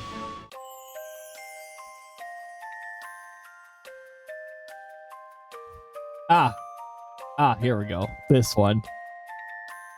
You might like the kids slightly better after this one. Eggle, I'm talking to you. Hello? Yeah, I hear you. Quit nagging me already. What? After you lied to me, you pipsqueak. I'm telling you, I never lied. You didn't ask, so I didn't mention it. That's all. I don't need to take that kind of backtalk from you. And I'm a lot bigger than you. You're the real pipsqueak. What was that? Nothing. No, I didn't say a word. Honestly, what kind of attitude is that? It's what Crysta fairy, no way. Agnes, are you hearing this? Eggle's being horrid. Agnes, please. Ari, he's a child. Please do not be so immature. Right? You heard her, Ari. You little... ring a bell. Tiz! Somebody say something! Yeah. Hang in there, I guess.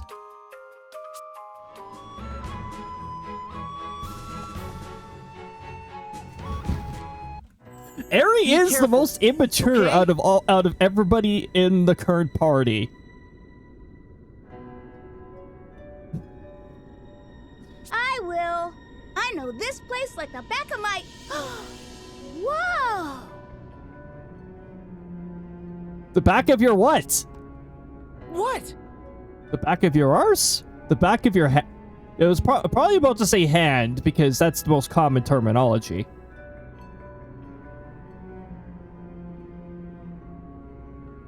The back of my foot. What do many people even really know the back of their foot? I mean, you know, how many people actually like do an ankle check? A big piece of mithril ore! Yeah, the back of my foot. This isn't the time for that, Egil. You've got to stay with me, okay? Oh, come on! Finding this can mean the difference between eating or not, you know. It's a precious find! Let it go, Egil. The war will be over soon. Then you won't have to worry about finding mithril anymore. Wow! Now that I look at it more closely, I think this is orichalcum. Amazing! Oh, wait. Egil says that it's such an interesting... Orichalcum. Ah. Orichalcum. When we find some of this, we get eggs with our dinner. It's my lucky day! Oh. A sad time in the mines, that is.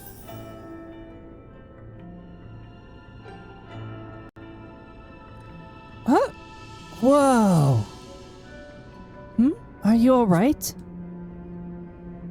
Yeah, sorry. Just stumbled a bit. My eyes haven't really adjusted. All the more reason to be careful where you step. You know, when you think about it, the moon's way better than the sun. What makes you say that? This kid might be a mineral scientist. Yeah, it might be. Knows more about minerals than... You know, knows more about minerals than the rest of the party, probably. Especially Eri. What makes you say that? The moon shines when it's dark out, so we can see at night. The sun only shines during the day, when it's bright anyway. It's bright during the day because of the sun, silly. And did you know the moon only shines because of the sun's light? Whoa, really? Huh. The moon only shines because of the sun. I guess that makes sense. It must really be grateful. Grateful? How so? Because whenever the sun is tired, the moon fills in for it while it rests.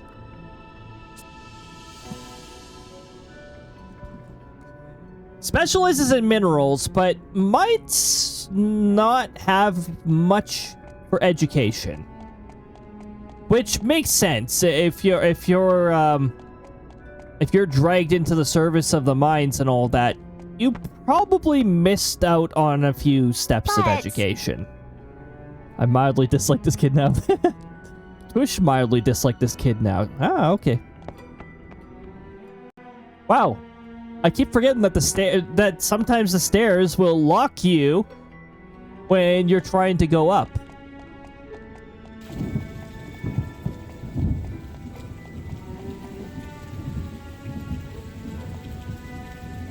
I could save before this cutscene.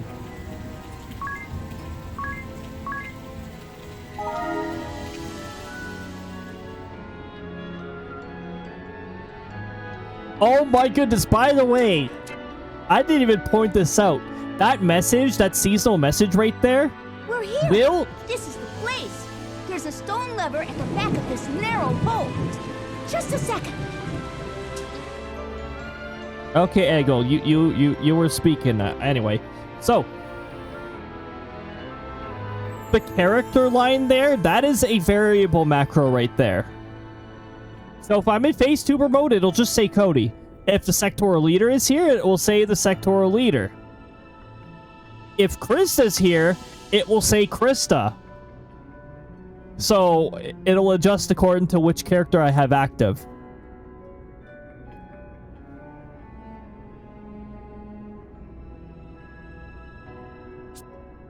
He wasn't kidding.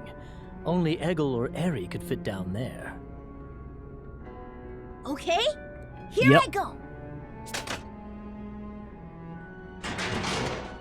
Wait, stop Jim before he says something about Tush Kid. It opened. See? I told you so. I mean, kids could be Tush. It's a polite way of saying, yeah, they can be butts sometimes. They can be butts sometimes. But Sectoral Captain, if you put Tush in the wrong spot, I will kill that message. I'm watching you, Sectoral Captain.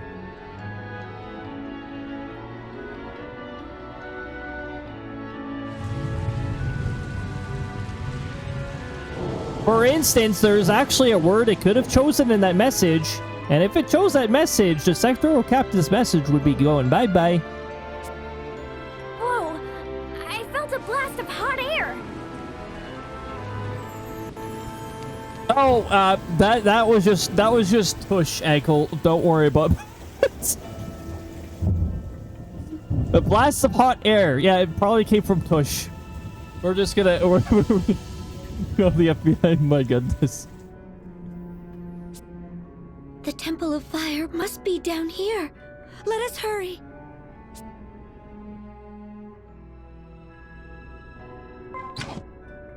By the way, this is another great reminder. Take a look at your abilities and make sure you have Dungeon Master equipped. This dungeon has a lot of hazard spots that will damage your party if you run into them at the wrong time. Put Dungeon Master back on if you don't have it. Did say he dislikes it though. Yeah. Mildly dislikes this kid now. The heat of thy sin shall melt away. Ah, the underflow. This isn't the Temple of Fire. This is the one from my dreams. The Fire Vestal told me the way to go. Good thing you're not going here alone, Eggle, because the Fire Vestal just told you to travel to a very hazardous place. This is definitely a place. This is definitely an occupational hazard right here. There's hazards all over the place. Ifrit might even be down here for all we know. The Temple of Fire is that way. Great! Way to go, Eggle. I only know because the Fire Vestal told me. It's nothing special. We toss the kid into lava? No? Okay, no. Probably not. I bet you're glad you brought me though, right? You calm down, Eggle. Don't get too Yes, complacent yes. now. Let's get going.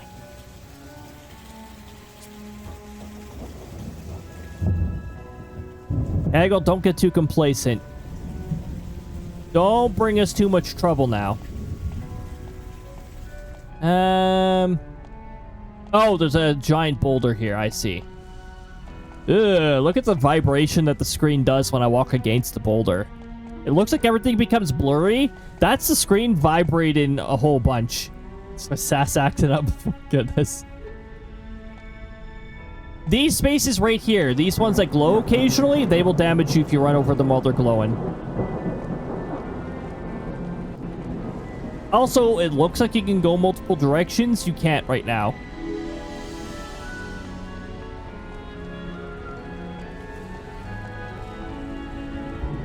However, I'm trying to remember which way that I can't go. I think I can't go up there, so we're just gonna go down here. Oh, never mind. This is an optional way.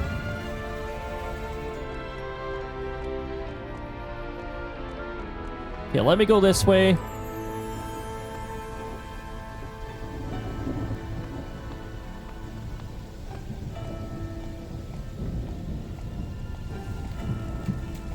Or if you can carefully walk over them, or if they collapse whether you like it or not. Okay, so we got stairs that way.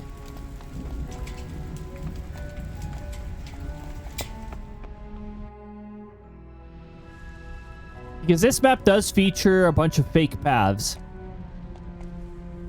Well, at least for now it does. I just want to see if I'm going the way where the fake paths are.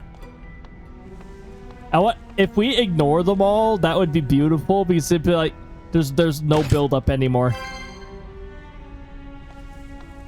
Okay, I think that is a path that collapses. So we're going to not take that way. Oh, yeah. We need to check what encounters we get down here, don't we?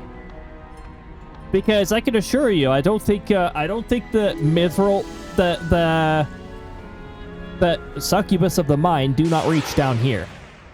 It's probably enemies that are really annoying. Such as a Minotaur zombie, yes. Very much possible that these might be annoying enemies. Anyway, we're just gonna admire them, and then we're going to leave.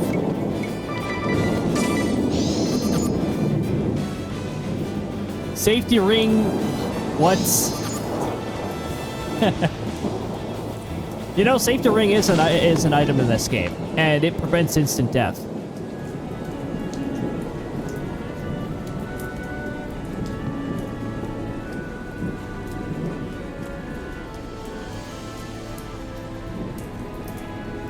Now, can I get through all of this without causing something to collapse? I know that'll collapse up there. See the treasure chest at the other side? It's gonna psych you out and be like, ha, you can't reach that. That's what you picked up from that chest. Yep. Prevents instant death. However, 3 out of our 4 party members have ribbons, which also protects you against death and a lot more. Immune to poison, blinds, silence, sleep, paralyzed, dread, confused, charm, and death. And I have that equipped to most characters. Yeah, Ring of Bell's the only one who does not have that immunity.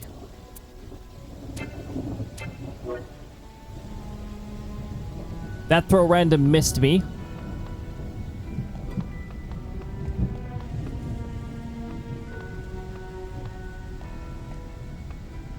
Wait. So I can still go this way, right? Okay, so this is not one of the platforms that mysteriously collapses. I see.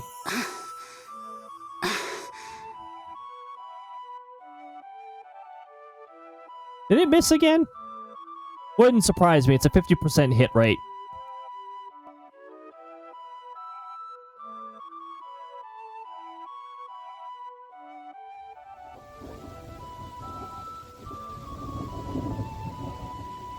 Wait.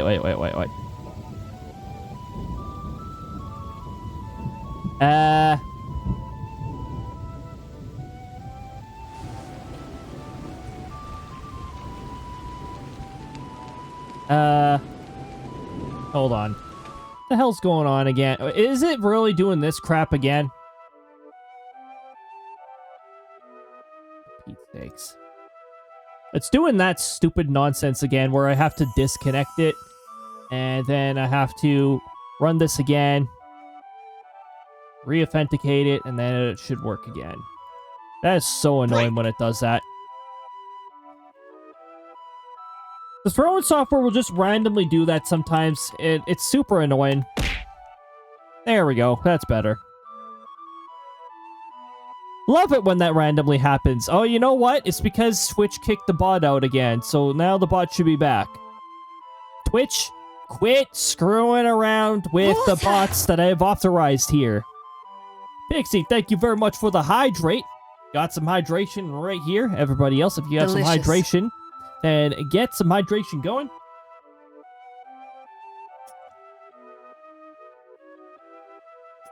In fact, I'm going to sneak... There you go. I did a double hydrate because I didn't want the water. Beer hydration? Beer is the opposite of hydration. It is actually anti-hydration. ECL, welcome on in. Good to see ya. In fact, actually, oh my goodness. And some of the channels that I'm in actually have an anti-hydrate where... like, they'd have the anti-hydrate. Obviously, these are 18 plus streams because drinking on Twitch is, that's 18 plus. You're not allowed to, you're not supposed to do that underage, as per Twitch TOS and all that. I don't drink. I don't ever have to worry about that. Thanks for the leaf storm. That's some good trail mix. The bag's almost empty. I'll actually have to, shut off the redeem once I empty the bag. I do have another bag upstairs, but it's upstairs.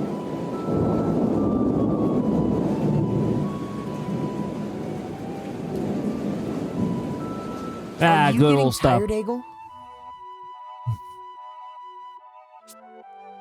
Yeah, it's hot down here. Let's take a little break then. That okay with you, Agnes? Oh, okay. Take a break in a very hot area. Doesn't sound very practical, right? I'm really hot. Oh, let's take a break in a really hot area. Hey, Eggle. What will you do when the war ends? I don't know. Isn't there anything you're passionate about? I'd like to go to military academy. Then I want to be a guardsman for the shield bearers. Ah, okay. My mother and father died noble deaths protecting the top shield bearers. I think they need snow in the volcano. Yeah. I think they need snow tush tush volcano. What? How would that work, Sectorial Captain? Snow tush tush. I'm not even sure how the heck that would work. A bunch of steam and then the snow would be gone. The soldiers of the shield bearers serve to protect the fire vestal. I want to shield people, like my mother and father did. Sector leader's actually all for the defense, the defense stuff. Is that so? But I guess I need to find a place to live before that. I have no home to go back to now. After my mother and father died, my grandfather took me in. He was really kind. But he got sick and died soon after. I had nowhere to go. And then I ran into some sword bearers who were rounding up orphans. They took me to the mithril mine. I see. You've done well to survive on your own. An involuntary yearn for the mines. That is unfortunate. Especially in that mine of all places. Like I said earlier, like you could be mining things and the thing you're mining could be like one of those mithril tortoises that are all over the place. Oh, what? That's a pretty serious occupational hazard right there. I guess I have. I feel bad for disliking him. Yeah, he doesn't have the best, a bit of a rough backstory there. Oh my goodness, we have successfully avoided all of the collapsing things. There is one mandatory one we're gonna have to deal with, though. Also, I shouldn't be speaking so soon, because we're about to encounter a lot more of those. Those two pathways right up there, by the way, those will collapse if you get near them. So we're just going to avoid them, and then we're going to be like, what collapsing things? There's no hazards here. No collapsing stuff here. I can go ahead and grab this X potion, no problem. Are you thirsty, Eggle? We should rest a bit. We just rested a bit ago, Yeah. Tiz. Sorry. I have to keep my promise to the fire vestal. I don't want to run out of steam before then. You hold the fire vestal dear, don't you, Eggle? Your faith in crystalism is strong for such a young boy. Well, my mother and father were followers. I'm not sure what I believe in yet. The teachings of crystalism are a bit over my head. I don't really know what to make of them. Fair enough. Why do you brave such perils? Because I made the fire Vestal a promise. That's all. She always looked so sad in my dreams. I just want to see her smile for a change. Huh.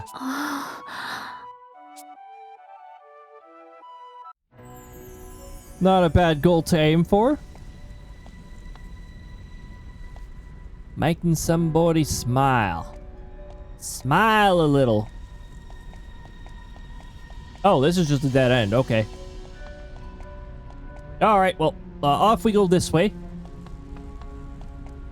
Again, we're just intentionally avoided the paths so that we don't... nothing collapses. It's like... What hazards? These hazards came out of nowhere. There was no signs of danger whatsoever. Aside from the mandatory one. The mandatory one we have to deal with whether we like it or not.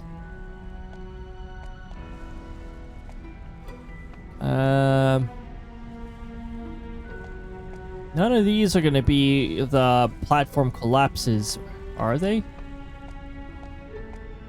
That one up there will definitely collapse. Ooh, this one might collapse too. Hold on. Hey, easy there, Thunder. Ah, there you go. That was a Thunder's train right there.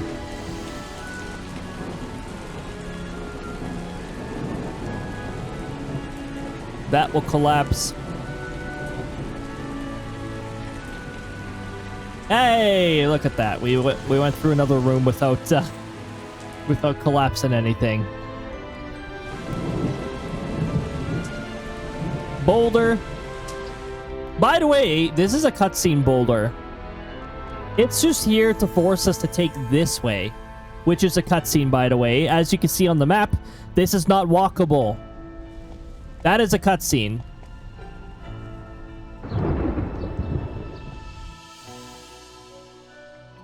I've seen this place before. We're almost at the Temple of Fire. I wonder if that crevice leads into the temple. The earthquakes are getting stronger. Watch your step. What earthquakes, Ari? There's no earthquakes at all. I don't know what you're talking about. Nothing collapsed in the previous rooms at all. I went out of the way to avoid the collapse of platforms. So like, what earthquakes? There's no earthquakes. If you die here, Agnes, the world's last hope will perish with you. And you'll probably get fried soon after, Ari, because you seem to hover around Agnes the whole time. Yeah, no need to state the obvious now. It's shaking again! The ground's collapsing under us! Run!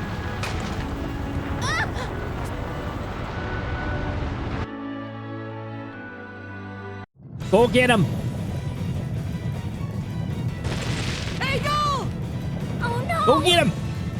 I'll get him!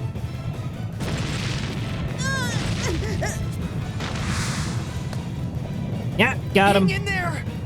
We'll get you up! Whoa. Exactly, Udon. Let me help too. No! It's too dangerous!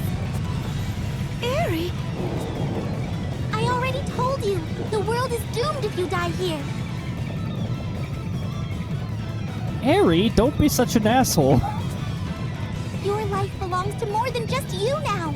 Yeah, Udon is here as well. Now, welcome on in, everybody. I hope your time zones are treating you well. I know it's hard, but stay focused on your mission. Yeah, ignore everybody else, huh?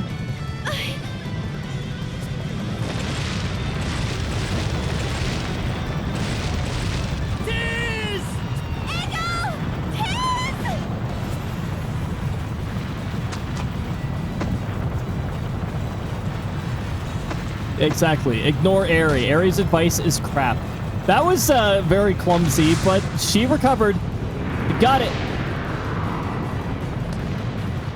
I'll toss Nice. Eagle over to you. Get him out of here! I'm not going to let go! But we could both end up falling. Unacceptable! Well, dang. No, you got back up. Tiz! We did it! As long as that platform you're on has chilled out, you've done it. I cannot believe Okay. you would do such a It crazy did chill thing. out. You can thank your lucky stars you survived. One wrong step, and you all would have been toast. That goes double for you, Agnes. Have you forgotten you are a crystal vestal? Ari, do the entire party a favor and shut up. Hey, are you even listening to me? No, nobody's listening to you. Shut up, Ari. Are you alright, Eagle? Yeah. Thanks for saving me. You really gave us a scare. I could say the same of you. Huh? We all said we'd help Eggle, and yet you leapt in alone. What are you laughing for? I'm being serious here. It's just... Your face is covered in mud, Agnes. Even though this cutscene doesn't really show it, I wouldn't be surprised with the maneuver that Agnes did over that one platform And there. where exactly did you think you were going, Agnes? That was a shock. You picked a bad time to show you have no sense of direction. The way Agnes caught both of you with those spindly arms of hers is a story I'll pass down to my grandchildren. I didn't know you had it in you, Agnes. I've got eyes like a hawk, yet you kept it hidden all this time. It was just the adrenaline. I surprised even myself. So you acted without thinking whether you could pull it off? That checks out. Adrenaline does some freaking crazy stuff to people when they get into it. Yes. I'm just glad we're all safe and sound. Tiz and Adia and Ringabel, I'm so sorry for saying such terrible things. Will you still stay at my side? Of course. Oh, not you, Eggle. He took my line.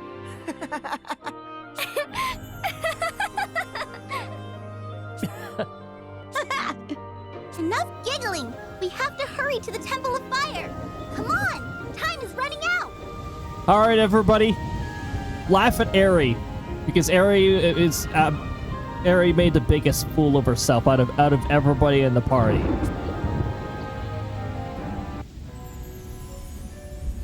Ari, you suck. You are like the LVP of the party. You're the least valuable person right now. All you do is continuously screech in our ears, the crystals! And that's all you're currently doing. That is all you have contributed right now. Oh, and you've given us the names of the creatures guarding the crystals. This has given us a little bit of insight, but honestly, right now, I feel like Ari's contributions are the weakest of the entire party. Eggle's only been with us for a little bit, and Eggle's already helped us quite a bit.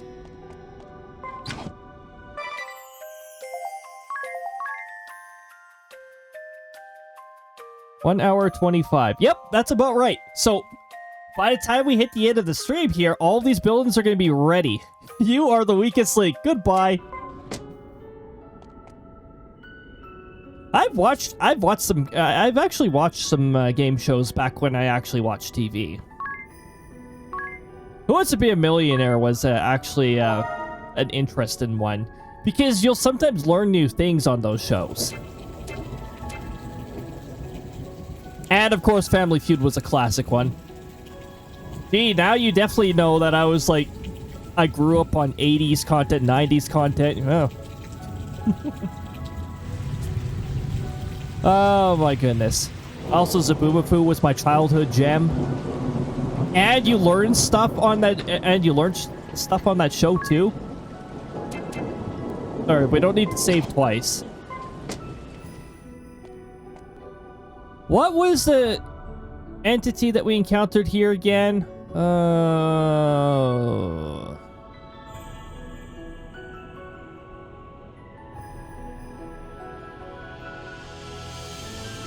I think it was the least annoying. Oh, I know what it was. I felt this ominous presence before. A creature lurks at the fire crystal. Imagine our lack of surprise now. This has already been at the other two crystals. Mind you, it took a while for one to manifest on the water crystal because of the previous shield. And actually, it took a while for the wind crystal, too. There we go. See, Eggle knows when to back off this time. Chogmar, the mark of doom. It appears in the teachings of crystalism. All right, Ari, thanks for your little fraction of insight. I had a feeling that might be the case. I'm all ready to go. We can't begin the Rite of Awakening until we defeat it, right? I'm afraid not. Exactly, yes. It's exact same as the other two. The four of us are more than a match for that thing. It's becoming a bit of a silly question, but that's fine. Again, questions can be silly. Is this thing a threat? Well, probably. Probably.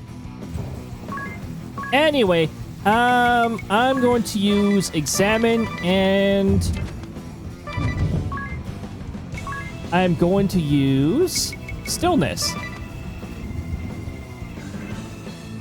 Until that barrier is down, we can't damage him, but he can damage us. So we're just going to make all damage 0 for the next couple turns. And I'll probably use Stillness again, because you see right there, it also nullifies Brave Point Drain to 0 as well. Everything gets nullified to 0.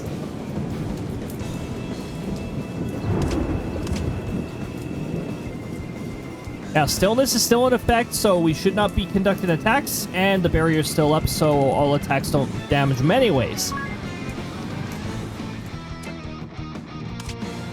Now, this particular individual is weak to Thunder, so let's get Thundaga onto our sword. We're also going to do a couple protects, because the attack that this individual will follow up with after becoming vulnerable is going to be a physical attack, as far as I'm aware.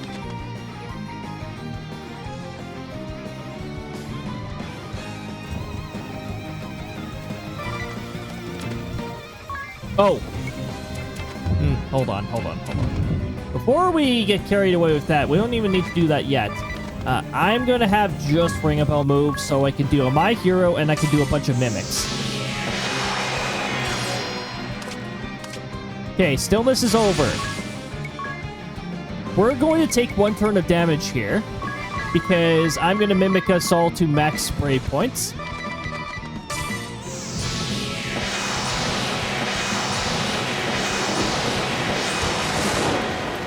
Oh, okay. He just did a regular attack. Well, that's sort of funny, actually. Okay. We're maxed out on Brave Points. Now I'm going to do Thundaga Sword. And we're going to do a couple protects.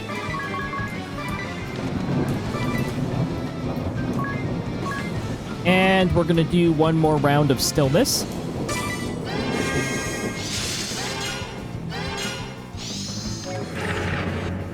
Stillness is still in effect. So, what it's going to do right now is it's going to use Energy Burst, which does a lot of damage. Especially if you're fighting them for the first time and your level is lower. It might just do 1 damage to all of us otherwise. We still have Stillness in effect, so the Energy Burst he's about to do will do 0 damage. We gotta prepare ourselves to strike.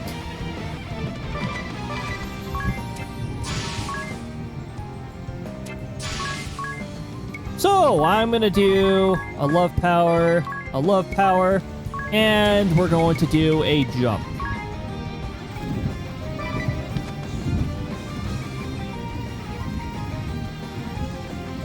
And with Adia, we're just going to build up her Brave Points so that she can unleash more attacks as well. There we go, 0 damage. Ring a Bell is now in a jump state.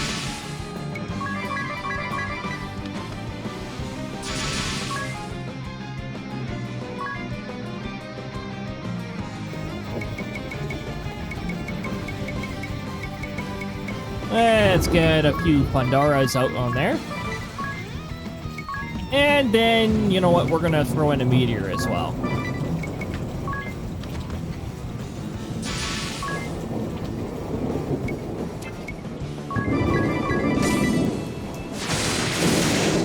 Ah, yes, there we go.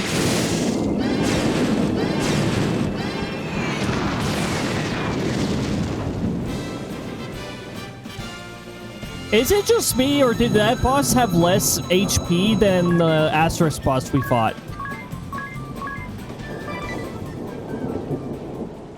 Okay, well, the fight's already over. I was expecting that to go for another turn or two. We've no time to pat ourselves on the back. Let's begin the rite of awakening. Anyway, it sort of goes like that, and then once his barrier goes back up, you just put stillness back up. Keep in mind, when you're first playing through, you're not going to have Spirit Master, so I guess stillness, you can't use that then. You can use other damage mitigation stuff, though. And you can have Valkyrie by now. So you can use jump to completely evade him for while you're up in the air. Alright, so we gotta do the rite of carpal tunnel. I'll help you get changed on, yes. Would you?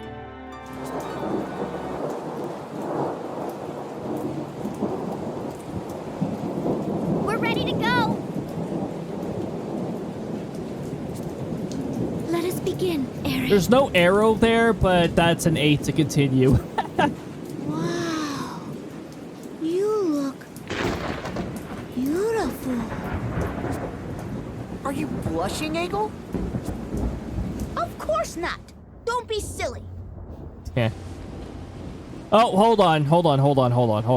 We gotta wait until the ads are over. Now, once you see the weather report, the ads will probably be in effect. Probably. They don't always start up on a reliable time, but we'll see if it happens. And then we'll get to see our little weather report, see how cold it is where my station is. Right now it is -4 and a bit over here. Let's see how close my personal weather station is to that temperature as well. I'm a bit of a distance from a station, so we could definitely have a bit of a difference in temperature. Are the ads going to roll soon? I mean, we haven't seen the weather report yet either, so makes sense. But yeah, once you see the ads, you'll see the report appear in chat, roughly. Ah, yeah, there it is, almost right on cue. Okay, wow, 0.5 degree difference between here and where my station is. All right, so at 21:20, 14th of November, Mountain Time. Mountain Standard Time, if you're curious on whether we have daylight time or not. It ended on the first Sunday. Reported a temperature of -3.7, 25.3 Fahrenheit. Dew point of -7.6, 18.3 Fahrenheit. Winds are at 2, gust in 3, so basically there's no gusts. Usually when the gusts are really close to the wind value, most weather reporting agencies don't even report the gust if it's not significant. So that's 1 mile per hour, gust in 2. There's not really much for wind happening, which is why there's no feels like value right now. You'll notice there is no feels like value being presented. If the feels like value is a difference of less than 0.5 in Celsius, it doesn't display. Another value that could appear on there is rainfall. We're below 0, so we're not going to get rainfall. Of course it's 0. If the rainfall is 0 in the last hour, it's not going to show up on there. And the other one that could display, which is definitely not going to display with the current environment we have, is whether there's been lightning or not. If there's been lightning any time during the day, it'll show the amount of lightning strikes we've had in the past day. Well, since midnight, technically. It'll also, if there is lightning strikes, it'll tell you how close the last one was to the personal weather station. The closest value we could show is 1.0 kilometers. Anything closer than that, and it'll still say 1 kilometer even. So I just say 1 or less kilometer from the station. I've had the lightning get pretty close to the personal weather station. Safe to say, I'm pretty sure we had 350 meters from the weather station at one point. Can you turn up the heat a little bit? I wish I could. This Arctic air mass came in from the northwest. It's covering a pretty big area. It's just entering Manitoba, if I'm not mistaken. 350 meters. Yeah, that is close. I'm very glad it didn't target my station. My station's not high enough to warrant putting like a lightning rod or a grounded system up on it, and also grounded systems are expensive. There's some taller trees, and I think they have a significantly higher chance of taking the lightning strike before my station does. Also, my station doesn't really have much that's conductive to lightning at the top. The metal pole it's mounted on would have the most conductivity out of all the things on it. Warranty specifically states on my weather station that lightning strikes are not covered. I can understand why. Some people place the weather station really high up. There's a very high risk of lightning targeting your station if it's really high up. Mine is, I think, a little over the 2-meter minimum, which that is, if you want your weather station's data to be properly valid and stuff, it has to be a minimum of 2 meters from the surface. I'd try to catch it. It is super expensive. Lightning capturing technology is incredibly expensive.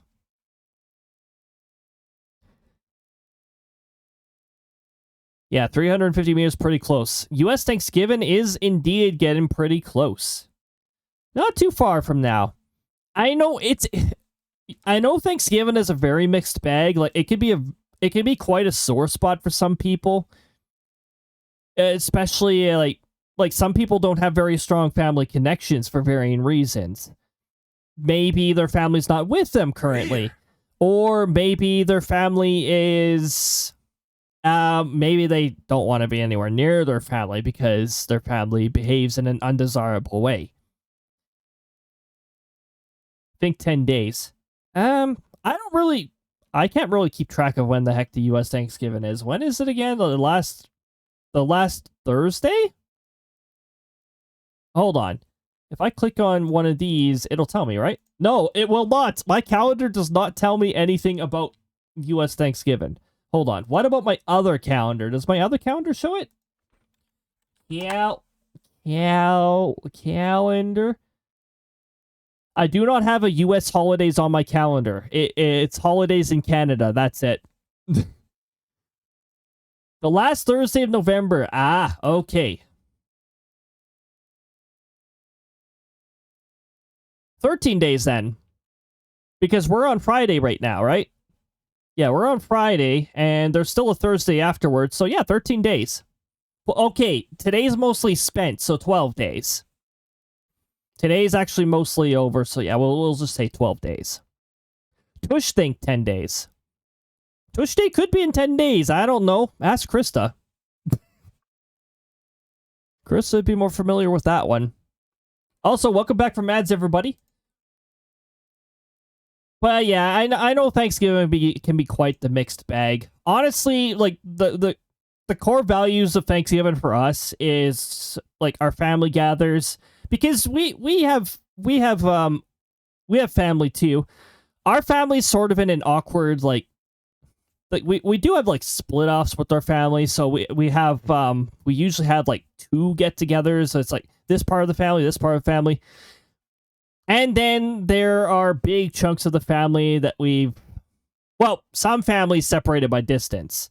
And then there's the, family we don't want anything to do with. That's, we don't bother with them. Yeah, no. No, if you zoom out enough on a family tree, you eventually come across a portion of the family, and it's like, I'm sort of glad that I'm not, I don't have anything to do with that side of the family. Thank goodness for that. And then, you know, there's like the core family, the close family. It's like, they're totally fine to hang out with. It's honestly, I would probably get along with like most of our family members. It's those ones who are like ultra religious. Like I can't stand those people. I wouldn't be able to. I wouldn't want to hang out with them. If somebody is marked as less than desirable in my mind, I just don't want to hang out with them. I don't communicate with them. I'm just like, you know what? You do your thing, and I'm just gonna go ahead and do my thing. Yeah, there we go. I enjoy it. I enjoy it mainly because, like, for our family, it's centered around food. Food, and of course, we're, you know, just chilling, talking about things. Sponge Violet, welcome on in. Good to see you. You know, oh my goodness. Whenever somebody doesn't have a color assigned to their name, what happens with Twitch is the color is actually random. So when Sponge Violet entered, I saw your name in 3 different colors. Firebot had your name as white. The OBS plugin had your name as red, which is the same as Omega's. And on the screen display, the chat above here, it was orange. That's just a testament to, like, how fun RNG can be. But yeah, welcome on in, Sponge Violet. I hope you're having a lovely time zone. Good to see ya. Collecting the streak points? Heck yes. Oh, if Twitch tells you it's your 20th streak or your 15th streak or something like that, it might be lying. There's some sort of weird bug that's happening, and we've had multiple people here experience it, where they're told they've reached this streak. It's actually one-off for some reason.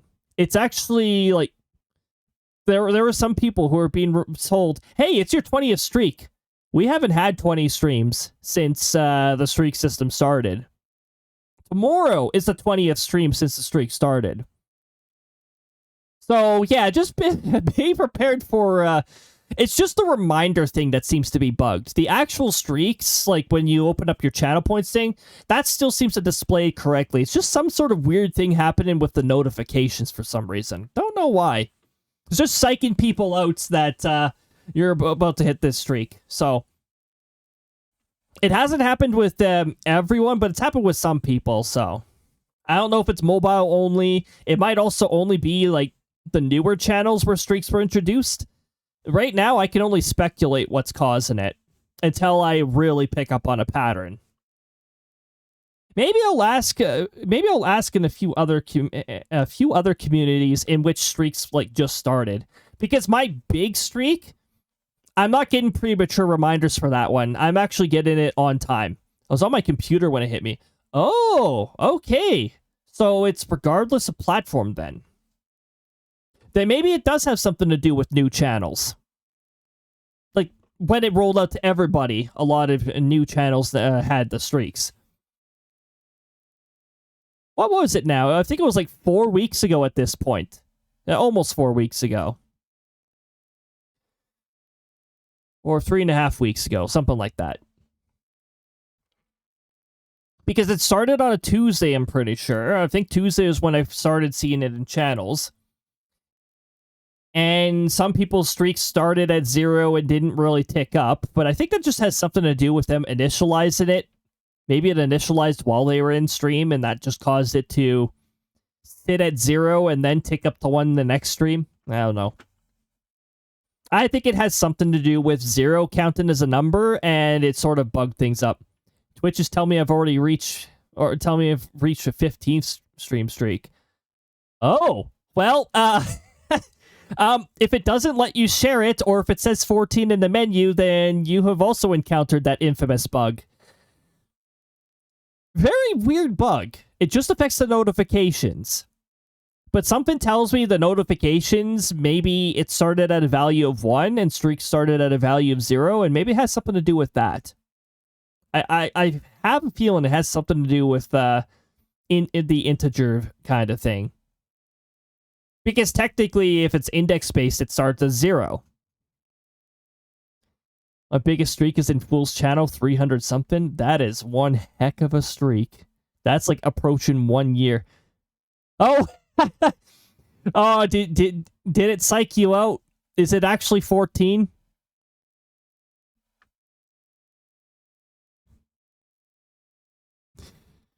Because, yeah. Oh, you were just wondering that. Okay, so you did run into it. Yeah. Yeah, it's a really weird bug. But it seems to be just the notifications that are behaving that way. I don't know. Maybe it'll fix itself. A lot of people are experiencing it, so, you know, if you want to report it to Twitch, go ahead. I've found that interacting with the Twitch team when it comes to reporting things has been horrendous. So, I don't know. Half of the time when I report something to Twitch, they're not very good about handling it. Heck, a couple times ago when I reported something was when the subs thing was malfunctioning. Their answer almost felt like AI. It still it had a staff team member's name. I was like, I'm sorry.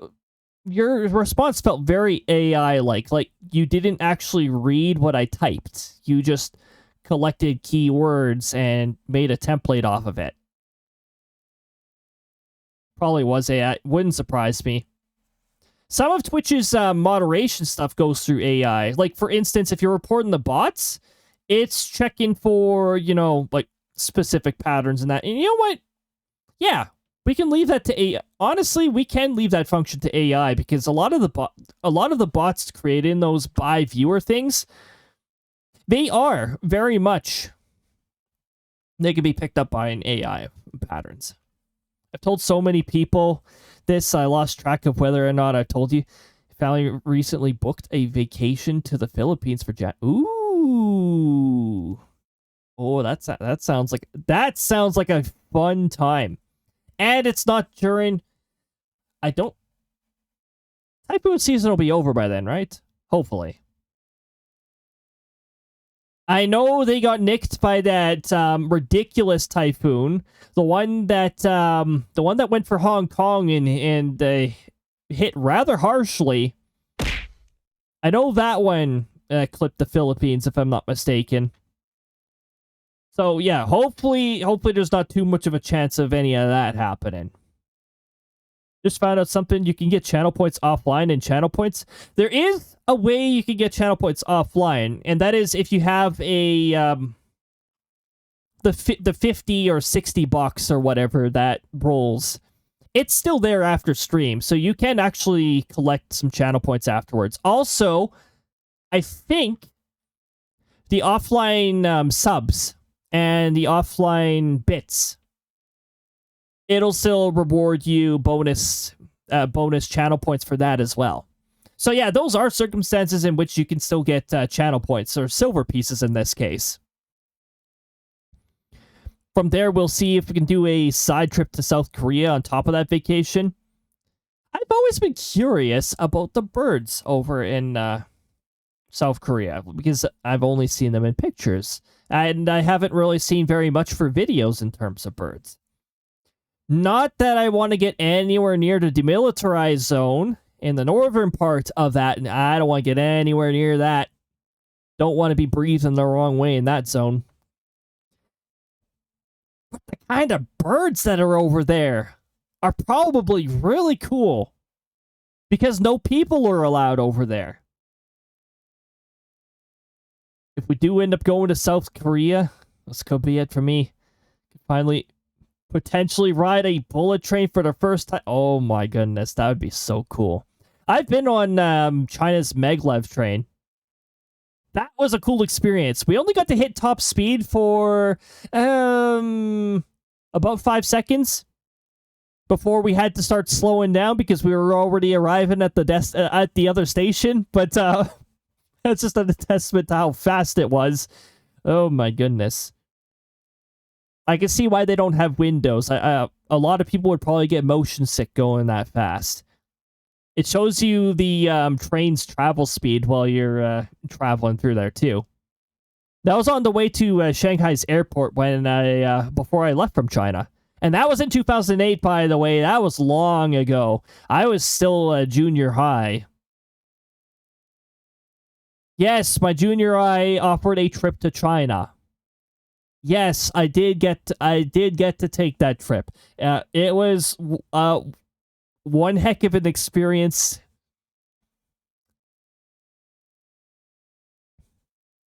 The Shanghai Transrapid uses ported German technology. Oh my goodness. Honestly, Germany is a very good place to borrow technology from. Some of the we got some pretty hefty vehicles from Germany. So I've never left the country. I mean, you know, even within the country, there's plenty to explore. I don't think people realize that in all this space exploration that we're doing and all that, there's actually so much we still have yet to discover on our own planet. Do we really need to obsess over settling on Mars? Do you remember if it reached 300? It reached 400. It got right around to 431. It was freaking fast. The momentum you feel is wonderful. I'm not subject to motion sickness, so I didn't have to worry about any of that from the forces, from the gravity force that you feel taking off and stopping. That, and overall, it's a pretty smooth experience, accelerating and decelerating. Plenty of distance to accelerate, plenty of distance to decelerate. Actually, apparently, now, look, I know some of you get the impression Alberta has some rather wild ideas, but apparently they want to have some sort of weird vacuum tube train going on between Edmonton and Calgary, I think. Did you get jump scared by the other maglev that was passing from the other side? We barely heard it. We barely heard it at all. I don't know what it is. Maybe it's because the motion of our own maglev was loud enough on its own, but I didn't hear much of it.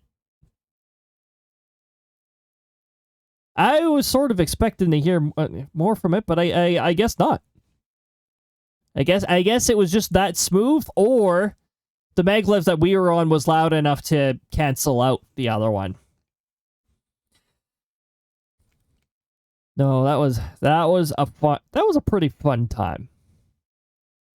I've been to a number of places around the world, you know, before traveling became a huge pain in the neck and incredibly inflated and expensive.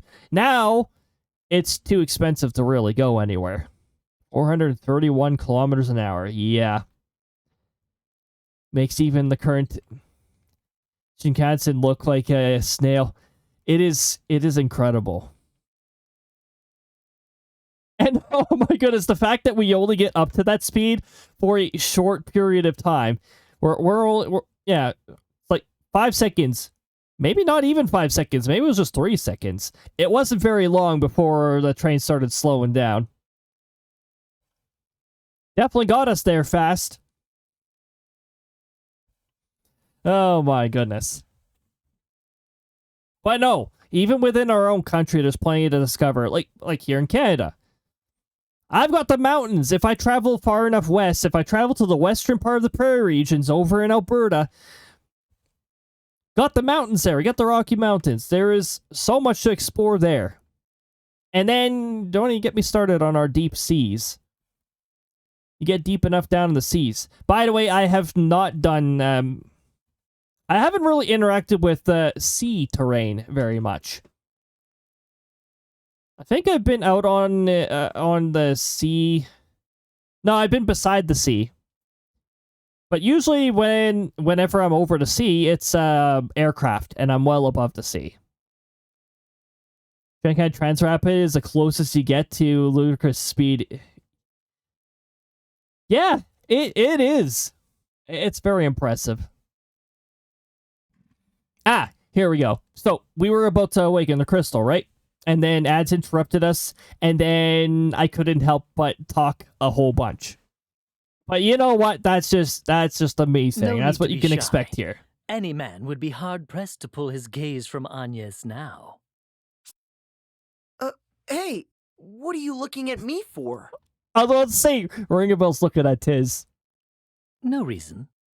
Come on, let's hurry this up. Everyone but Anya, stay back. Then they just stare. We had ads and then story time. Exactly. Oh, by the way, I can use alternating hands if I don't want carpal tunnel. And it's still very fast button presses. Not yet. I know, right? Ari, just shut up. Especially after that last cutscene. Like, now I really want Ari to shut up. Like, Ari's annoying me. Keep going. Still not enough. Everyone's saving each other, and Ari... Well, I mean, I get the impression that Ari really doesn't like Eggle. Stop! That's it!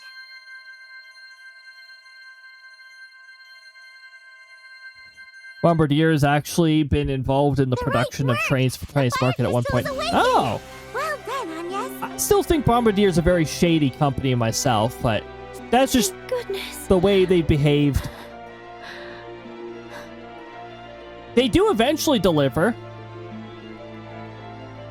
They do eventually deliver. It's just... I don't know. There's something about their processes that doesn't make sense to me. The more Ari talks, the more iron I find in my Minecraft work. Oh my goodness. Yes, I'll be fine. I just need to rest. Now, Ari, will you calm the hell down? We finally awakened your precious crystal that you can't stop yapping about. Look, we were going to do it anyways. It's Agnes's goals and that. You stop stating the obvious. We're going to get it done. Eggle? Hey, Eggle! What's wrong? You look moonstruck. Oh, I was just amazed at how different she looks. Still? Thank you for Yeah? watching over me, Eggle. The Fire Vestal would be very pleased with you. Oh, no problem. So I kept my promise to the Fire Vestal, right? Of course. You Thanks sure to did. you, we were able to awaken the crystal. That's good.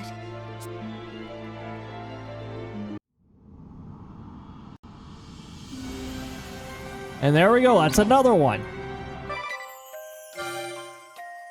Oh, look at that. We have unlocked a few things. Now, what the heck does a Night Emperor do, huh? It has a very small chance of inflicting charm. That's what it does. So no, Crysta's not a Night Emperor. She actually does not have a low chance of inflicting charm. If her tail smacks you, it's a oh, what the heck percentage chance did I put on it? I think I just put a flat out 50. Maybe I put a 60%. I don't know. And it has to be the end of her tail or closer to the base of her tail. If it's somewhere in the middle, that part of her tail does not inflict charm. Why is that the case? I don't know. I don't know. Look at how much it costs. It costs 99999. A wicked blade that causes charm rarely. Ah, yes. 25% chance to charm the attack target. One of the airports that Bombardier manufactured their planes in has been used for a location of Mr. Beast and infamous Beast game series. Oh! Well, that's pretty cool. It doesn't cause concussions? I mean... depends on how hard she swings her tail. It probably could. Considering her tail does have the capability of carrying multiple people, it might actually, yeah, she might have quite a bit of strength behind that tail. Unless immune to charm. Yeah. Crysta doesn't have as much fun with people who are immune to charm.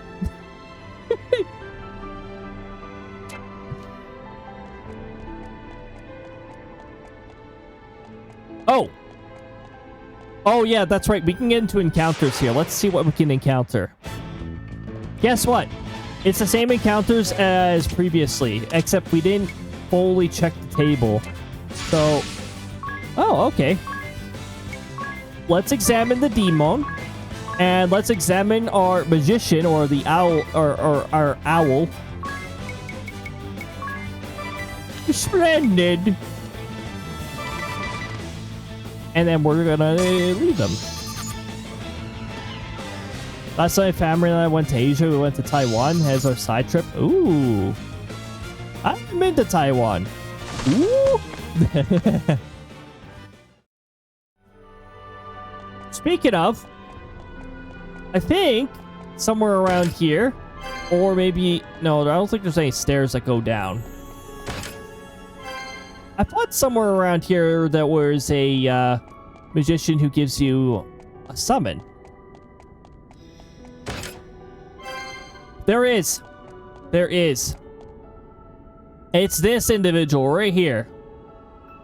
However, we already have it, so he'll just say, sure. The huge catch to getting the summons is you have to survive a attack from the summon.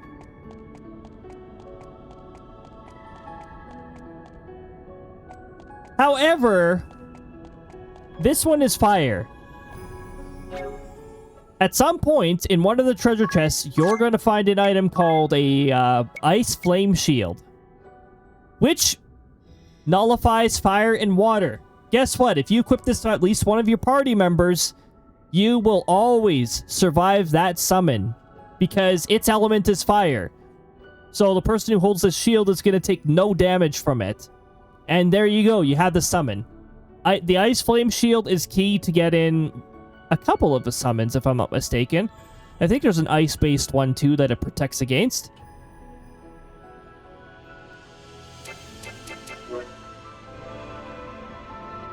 Oh, it's much more than I thought. Japan ruled Taiwan for 50 years until 1945. The atmosphere in Taiwan is very similar to Japan in many spots. It's pretty darn cool. I don't have any connections to Taiwan myself, so I'd probably have a more difficult time traveling there. I do have an uncle and an auntie, and a bit of a, I have some cousins there too. So I have some connections over in Japan. So Japan is one of the places on my bucket list. New Zealand is also pretty big on my bucket list. I don't have any connections there. However, common language, so I can get past the language barrier mostly. And with a little research, I could probably get around some of the differences. They even have their own carbon copy of the Shinkansen. Ooh. Wouldn't be a bad place for me to explore. I just have a lot more of a problem with the language barrier over there. In Japan, there would be somewhat of a language barrier, but my uncle has learnt pretty good Japanese. My auntie definitely speaks fluent Japanese. And even though I'm not very good at learning other languages, or I'm a little slow at learning it, with, you know, if I hang around with them enough, I think I'd pick up on a few words. Or maybe more than a few. Yeah, that's on my bucket list. New Zealand's on my bucket list. Australia's on my revisit. I want to visit Australia again. I had quite a bit of fun over there. And, oh my... I had an easier time making friends over there than I did here. Because over here, like, you know, I've got my different friendship levels and all that stuff. You know, we got the friends that I chill with and all that. Then I got the friends I know extra well. And then there's the status that the status that I very rarely... I use this very sparingly because I take it literally. And that is like a true friend status, in which I go like right by the book, mutual exchange, and usually it has to be like in-person friendship. But when I get to like that special level of friendship, it's a very difficult one for me to reach because I'm very wary around people IRL. Unless I know you well, I can be pretty wary around people. You know, there's ways to break the ice with me, obviously. Like, doing things that we mutually enjoy, heck yeah, that's a great way to break the ice. We could probably get to know each other very well through that.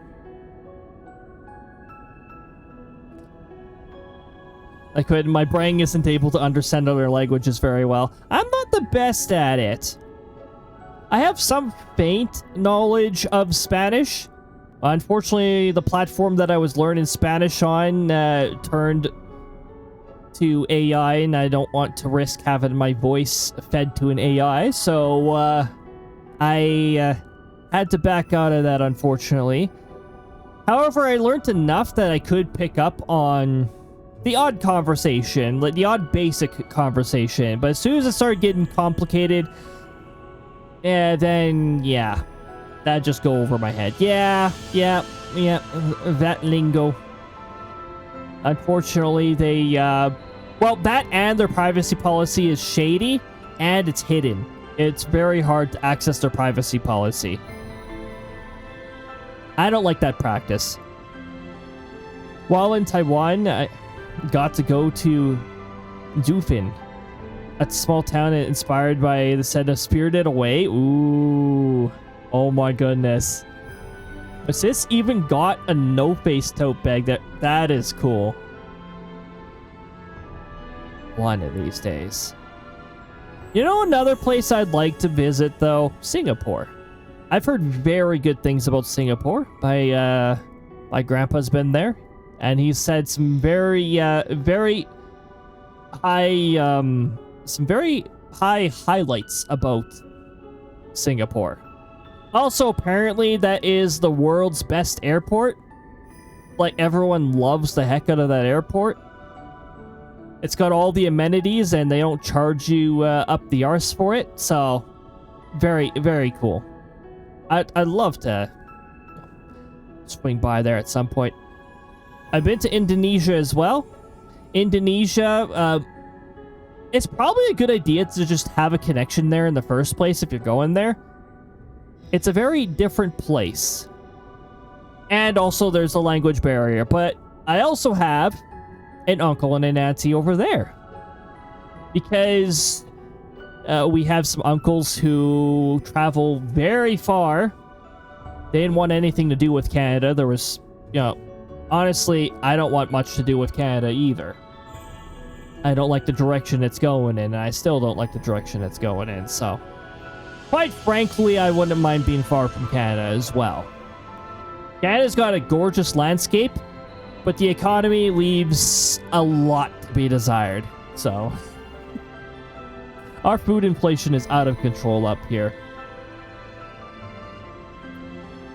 And I know it's out of control down in the US as well. But yeah, it's been out of control for a while up here. When Lingo came out, it's like, they're sketchy, never gonna use it. And I gave it a try, but like, as soon as I started hearing about their investment into AI and that, at first I wasn't too concerned, because at first they were just keeping it behind, oh yeah, just get the premium or whatever, subscribe, and it's like, well, I'm not gonna subscribe, so I don't have to worry about this at all. And then they started investing it into more things, and then I was like, oh great, okay, I feel like they're gonna cross that line anytime now. Time to leave. By the way, anybody creating content on YouTube, speaking of AI, there's a setting involving allowing third-party AI to learn off of your content option. Make sure it's unchecked. It's a default setting that you can uncheck. I don't know if they started it checked by default, but it wouldn't surprise me. The only reason I don't remember is because if it was checked, I instinctively sought it out and unchecked it and didn't even think twice. I was just like, nope, don't want that. I remember writing ink on my lantern crudely. I wish I got a PS2. And then 1 month later, I managed to get a PS2 from then recently opened retro store. You look at that. Love it when that happens. Just yesterday, remember when I was about to go on my BRB and I mentioned like I'm BRBing for food? As soon as I went on that BRB screen, the pizza arrived, and I found out that somebody in our household ordered pizza for all of us. So it's like, food manifest. I mean, it could try to corrupt the AI of my videos. I mean, you could. There's ways to mess around with it. Definitely. Whenever I show creative works on this stream, by the way, there will be a watermark on the creative works at all times. Because, look, all the legitimate users of Twitch aren't going to use it maliciously. I'm fairly sure of that. It's the bots that come sneaking on in. Those are the ones that I want to mess around with the watermarks and all that, and make sure that they can't steal the content. It's a just in case thing, really. A preventative.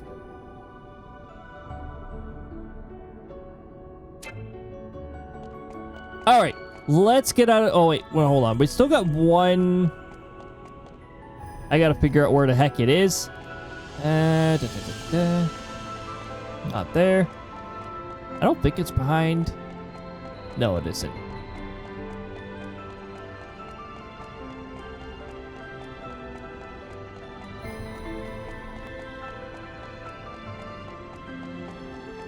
Wait, no, this can't be the one that's behind a window. No, I don't think it's behind a window. It is hidden. I just gotta remember where the heck it was hidden now.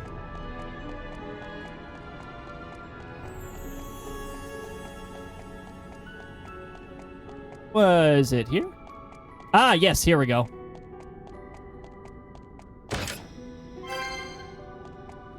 A hidden elixir. And that's why I have a Divine Rod ability, too. Tells me how many chests are left, so if I don't see any in the obvious area, I know there's a hidden area somewhere. Okay, so now we can go this way. We have to go this way now, because the cutscene area, as you can see, all the platforms have collapsed. Now we can take the shortcut back. But also, now we're clear this area. Let's go and collect some stuff. Duolingo has went AI first. Or went AI first. Yep, they prioritized AI. That, and I was just not for it. I was not okay with that.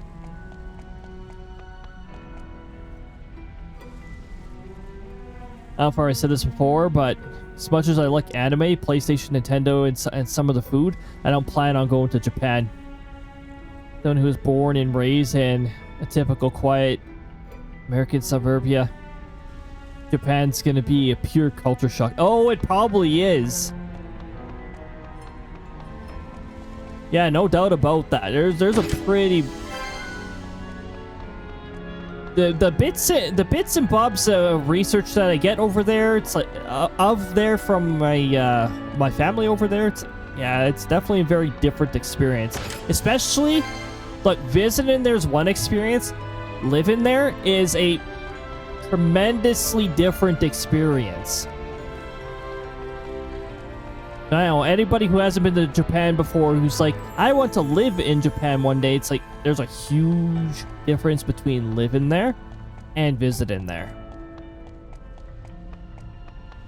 It can be rather it can be difficult to live in Japan. Also, if you're living in Japan, you need to know Japanese. Like, if you're staying there for a long period of time, then you got to get learning.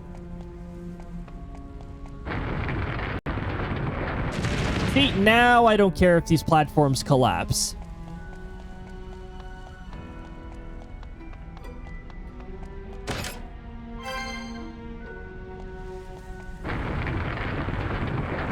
Oh no, it's gone.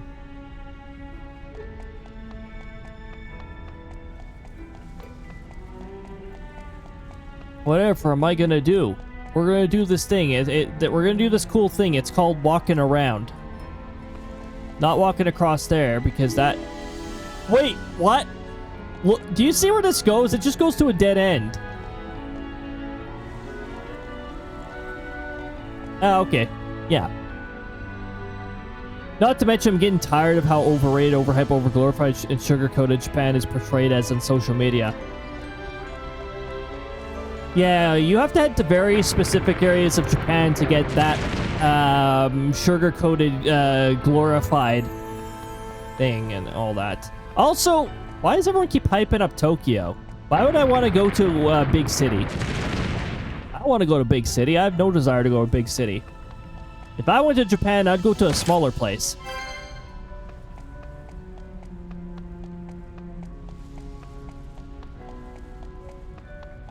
But you know what? That's another that's a funny thing with Australia. Everybody keeps... When it comes to Australia, they just think about the giant creepy crawlies. Those are not all over Australia.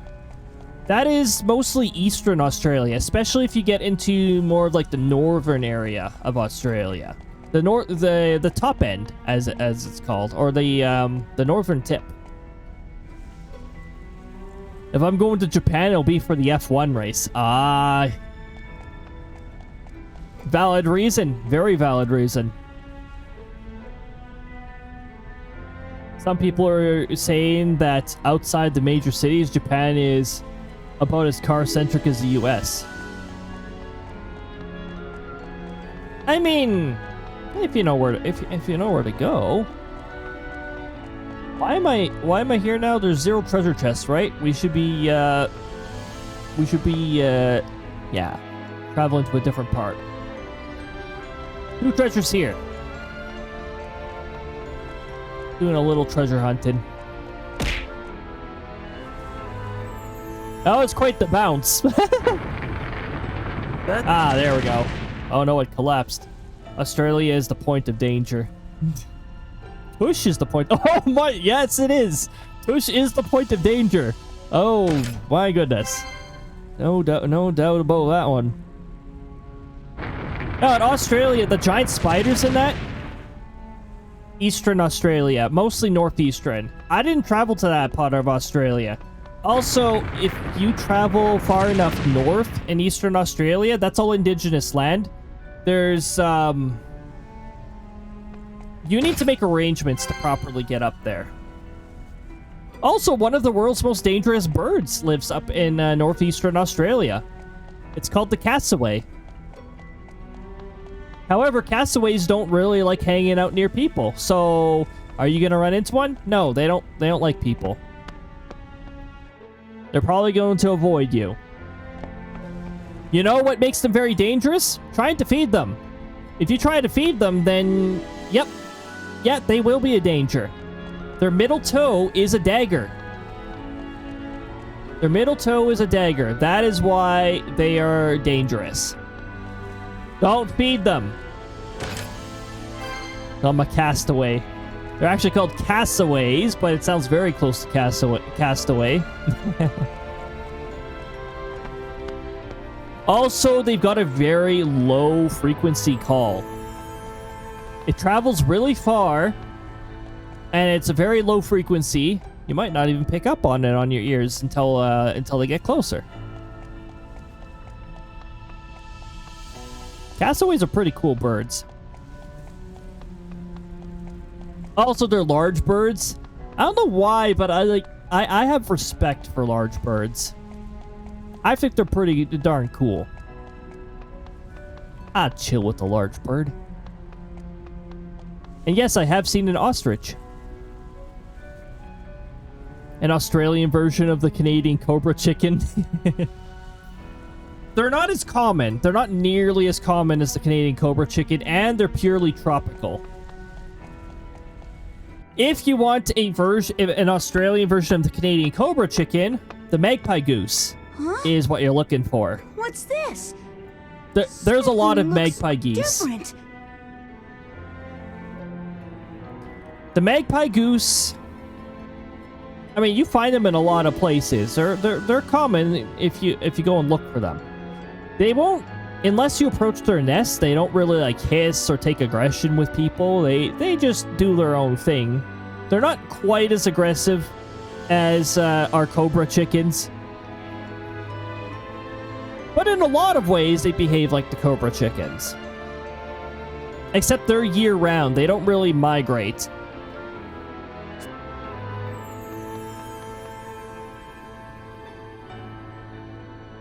No way. What is it, Egel? Oh, the ore. It's disappeared. What do you mean? Is it something to do with awakening the crystal? Any idea, Eri? With the death of the fire vestal, it was no longer possible to control the magma that represents fire. Both Australia and Canada's fastest trains can go at only 160 kilometers an hour. That's a lower number than I was expecting. Canada does not have high-speed rail, though. They don't actually have, like, something that's qualified as high-speed rail yet, though. I guess that makes sense. And Australia, yeah, as far as I'm aware, they don't really have, like, a really fast-speed rail either. Australia and Canada have also been talking for decades about building a high-speed railway. Yeah, and if I'm not mistaken, Alberta is one of the provinces in Canada that's talking about high speed. I think I heard talk in Ontario too. I mean, until I actually see a prototype built, I'm gonna take it with a grain of salt because it's been it's just been talk. I think in Alberta, they were talking about building a prototype. It's like, well, until I see that prototype built, I'm not really going to believe much in that until I see some progress. I wonder what happened with that discussion, in fact. Last article that I looked up was mentioning there was supposed to be a decision on whether a prototype should be built or not in October. Wonder what came out of that. Via's trains over the years have the capability of running up to 200.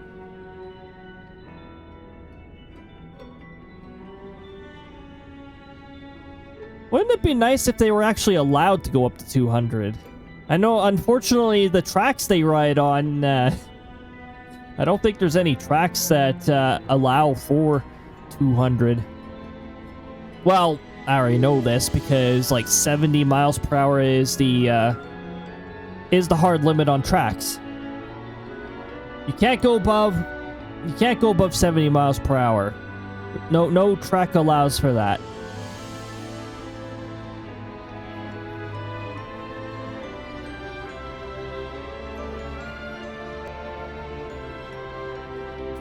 Just sneaking in a little bit of water.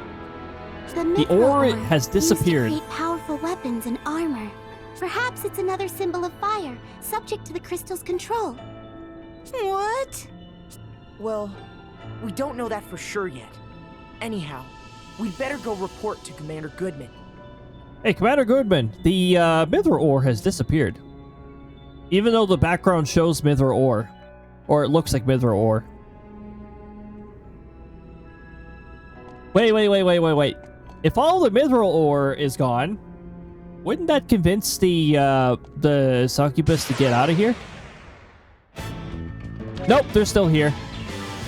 Sorry to break it to you, but there's no ore here anymore. What are you doing here? What are you doing in this mine?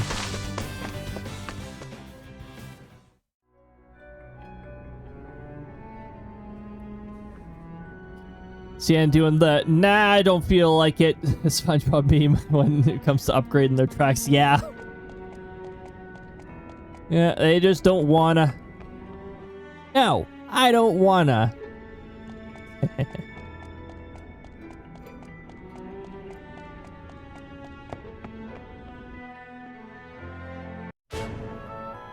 Wasn't there a discussion about connecting North America and Europe for if you had an underwater line train? That's definitely going to stay in talks for a very, very long time. Maybe we'll see it by the end of this century. Maybe it'll begin to get constructed by the end of this century. You know? Wait. We've taken care of the shield bearers. Can we still enter from this way, or are they still magically here? They're still here. Hey!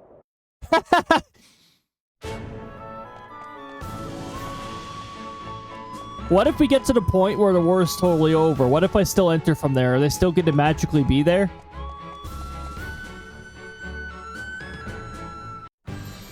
You did what? You went to the Temple of Fire? There was a way in through the Mithril Mine? Yes, we have awakened the fire crystal. That should quell Mount Karka's fury. That is excellent news. Thank you, Wind Vestal. We owe you and your companions our thanks. One thing. After we awakened the fire crystal, all the veins of ore in the mine disappeared. I see. Oh, no need to look so dejected. This is actually good news for us. I would love an underwater train line, although I'm a little scared at how much they would charge for you to travel that train line. I feel like it would be well over $500. It'd probably cost more than a Switch 2. After all, the mithril warheads the sword bearers fired upon us were a source of great concern.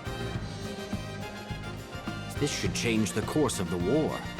If we are lucky, it may end soon. Yes, newest trains are from Siemens Mobility. I remember you saying using imported German tech is pretty good. Ah! That's a pretty, that company has made some pretty decent technologies.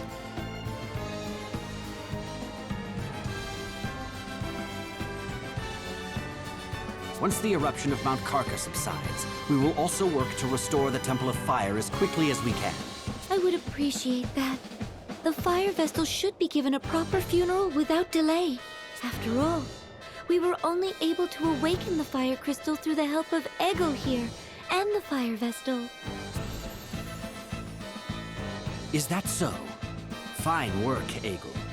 You have my thanks too. What will become of the Canary Boys, who were working in the mine? Will they stop being called Canary Boys? Will we call them something a little more respected? The only problem with the connection is the landmass. Oh, that's right. They would have to design some degree of flexibility. Also, they would only be able to put it over certain areas. They'd have to be very careful about that because there's trenches. And do you really think there's going to be a worker willing to work 2 kilometers underwater? Nope. I think the risk would be a little too high for that. So that would be impractical. You need the flexibility. Yeah, you need some degree of flexibility with the tunnels of that, and quite a bit of it, because the plates can drift pretty far. It's hard to notice because it happens so gradually, but the plates can drift pretty far. And, you know, what geologists have taught us is how they go far to a certain extent, and then they get close to a certain extent. Like, I mean, okay, we're talking like probably longer than human civilization would last, honestly. Like, we're talking, what the heck, like millions of years here? The plate cycle on that? And we've only existed for a tiny fraction of that, so, I mean, we still got a company for it. The landmass is still moving. Durable. Oh, yeah, it'd have to be incredibly durable. That'd be... Honestly, that'd be a big pain in the arse to maintain. And then there's the safety of maintaining and all that.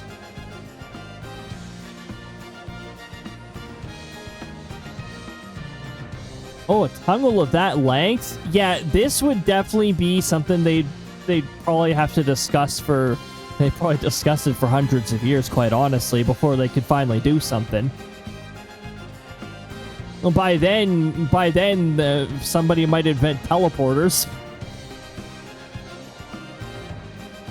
Wonder how feasible and realistic it would be to have CN trains run at night in the Quebec City-Windsor corridor.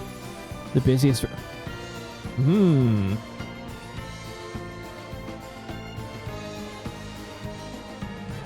That's a very busy area.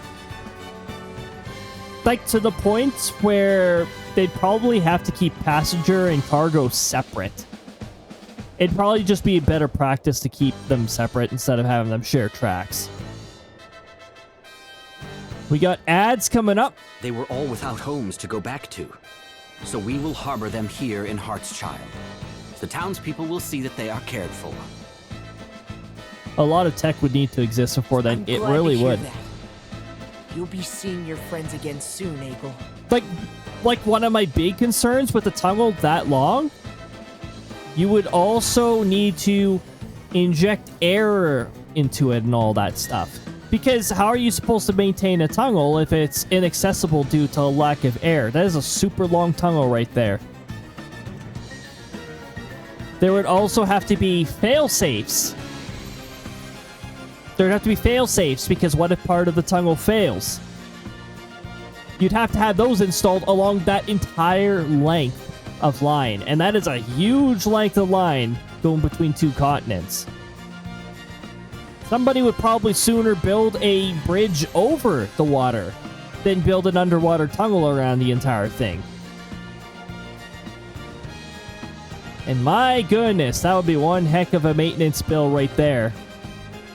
The failsafes would be the hardest part. It really would be. You'd have to have those gates that seal off part of a tunnel if it gets compromised.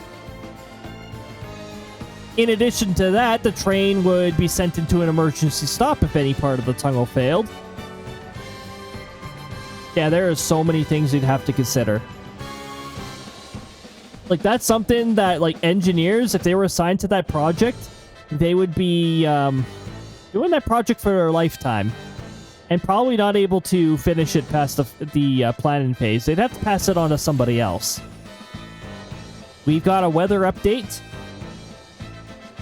14th of November. We got a temperature of minus 4.4, 24.1 Fahrenheit. Dew point of minus 7.5, 18.5 Fahrenheit. Dew point is still the same. Winds at 3, gust in 5. Not much of a gust going on there. 2 miles per hour. Gust in 3 miles per hour. And that's where the weather's currently sitting at. Wow, my voice wavered there. That was quite the... And... Oh my goodness. Okay. We're gonna wait for the ads to be over before we continue on with the cutscene. I gotta speed it up a little with the cutscene. We're supposed to be approaching the next area by the end of this stream. But now I gotta wait for the annoying ads to be out of the way. This should be the last set of ads because I usually go for about 5. It's gonna be 4.5 hours this time because I started late and I don't go past 11 on streams. Yeah, 11 p.m. or 2300.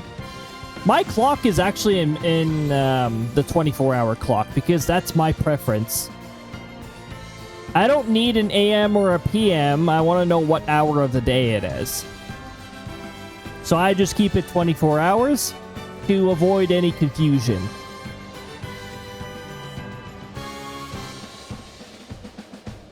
Because let's face it, if you say, hey, I'll meet you at 10 a.m. or 10 p.m., both are valid times to me.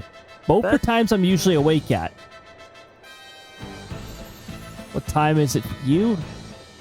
It is currently 22:27 or 10:27 p.m. We're in mountain time. Tush time is it for you? No, it's tush time for you, Sectoral Captain. I don't partake in tush time.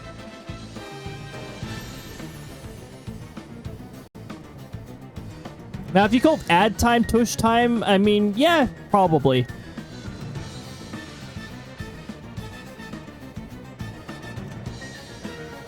We're just waiting for the ads to end so I can continue this cutscene here. I should just play through the cutscene and I'll just keep, I don't know, keep yammering. I'm gonna try not to yammer while there's voice lines though. 11:23 p.m. for you, almost midnight. You have almost hit the Saturday threshold there. And I know those of you on the other side of the pond, you've already hit that the next day. You're already out of ads already. And now everybody will be out of ads. The thing with ads here, so I roll a 3-minute ad slot every hour to put pre-rolls at bay for... Or sorry, I roll 3 minutes of ads to put pre-rolls at bay for an hour. The 3-minute slot there, that is up to 3 minutes. If Twitch doesn't have 3 minutes worth of ads available, you're gonna get less than 3 minutes. So it's basically just, hey, you can put up to this much. But if Twitch only has this much, then they're just gonna give you this much, and that's it. Heard about the Via High Frequency Rail HFR? A new dedicated track for Via, and finally... Oh my goodness, wouldn't that be something? Now, are they actually going to go through and build it? That's the big question. I think that would be really cool. I know Via's been struggling, though, in some areas, especially, like, over in the prairie region here.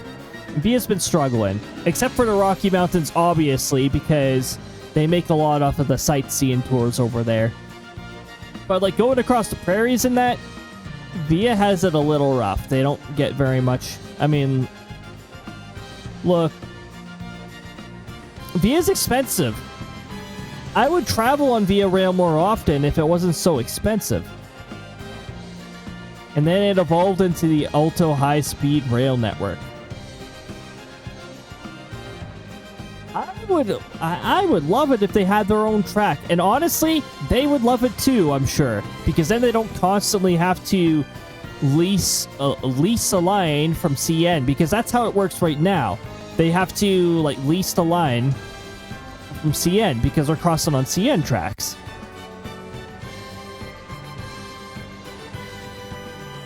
Not to mention... passenger rail, they wouldn't have to use, like, heavy-duty tracks designed for cargo trains. And yeah, they can engineer it for 200 kilometers an hour more easily here without having to worry about the impact on the cargo trains. I worked with CN long enough that, you know, you could tell right away if there is a passenger, if there was a Via Rail near us, because, well, first of all, they use a different numbering system, and second of all, it's usually somebody we haven't heard on the radio very often. It's usually somebody very different. And obviously, they say Via Rail. Different carrier on the track, they say their company name and then their number. So, you know, that tells us if we got a passenger train nearby. Now, passenger trains do get to travel, like, faster than we typically get to travel on the track speed and all that. There's still, like, an upper limit to the track speed, of course. But usually, their track speed limit is a lot more generous, which makes sense. They're carrying passengers, they're not carrying super heavy cargo that makes stopping distance 2 miles.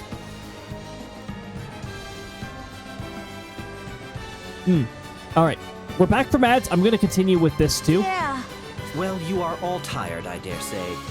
Please get some rest while you sojourn in Heartschild. All right, let's sojourn in Heartschild.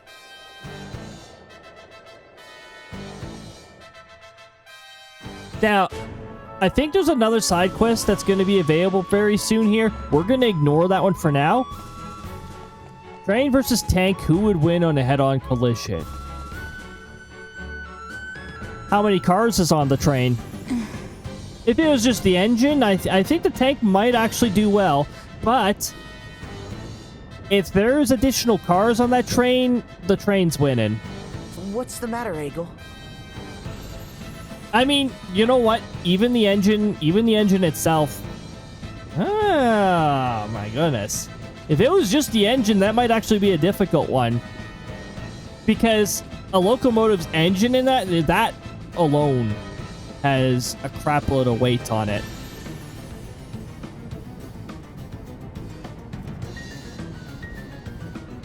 But if there's any additional cars attached to the engine, the train's winning. The train's winning. Just the weight? Well, I guess it also depends on the speed the train's traveling at, but I think trains have, like, a hell of a momentum on them.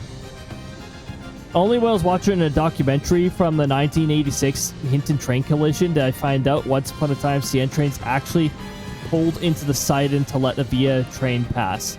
It's like an alternate timeline. Oh my goodness. Via trains take higher priority. That is also one of the things that we learned with CN and that, like, they've got a much more strict schedule, so yeah, when possible, rail traffic control pulls us over for them. Of course, where we can safely pull over, we got to keep in mind that the Sidon doesn't, if your train is extra long, if you got an extra long train, you can't pull into some Sidons. I know a train that destroys anything on the tracks. Depends on what they're equipped with. For instance, we got trains. Hey, you know a train that destroys anything on the tracks? The Phantom train. But also, there's some trains with heavier configurations than that. I think, if I'm not mistaken, one of them is the one that clears the snow from the tracks. I love those ones. Those ones look so cool in action.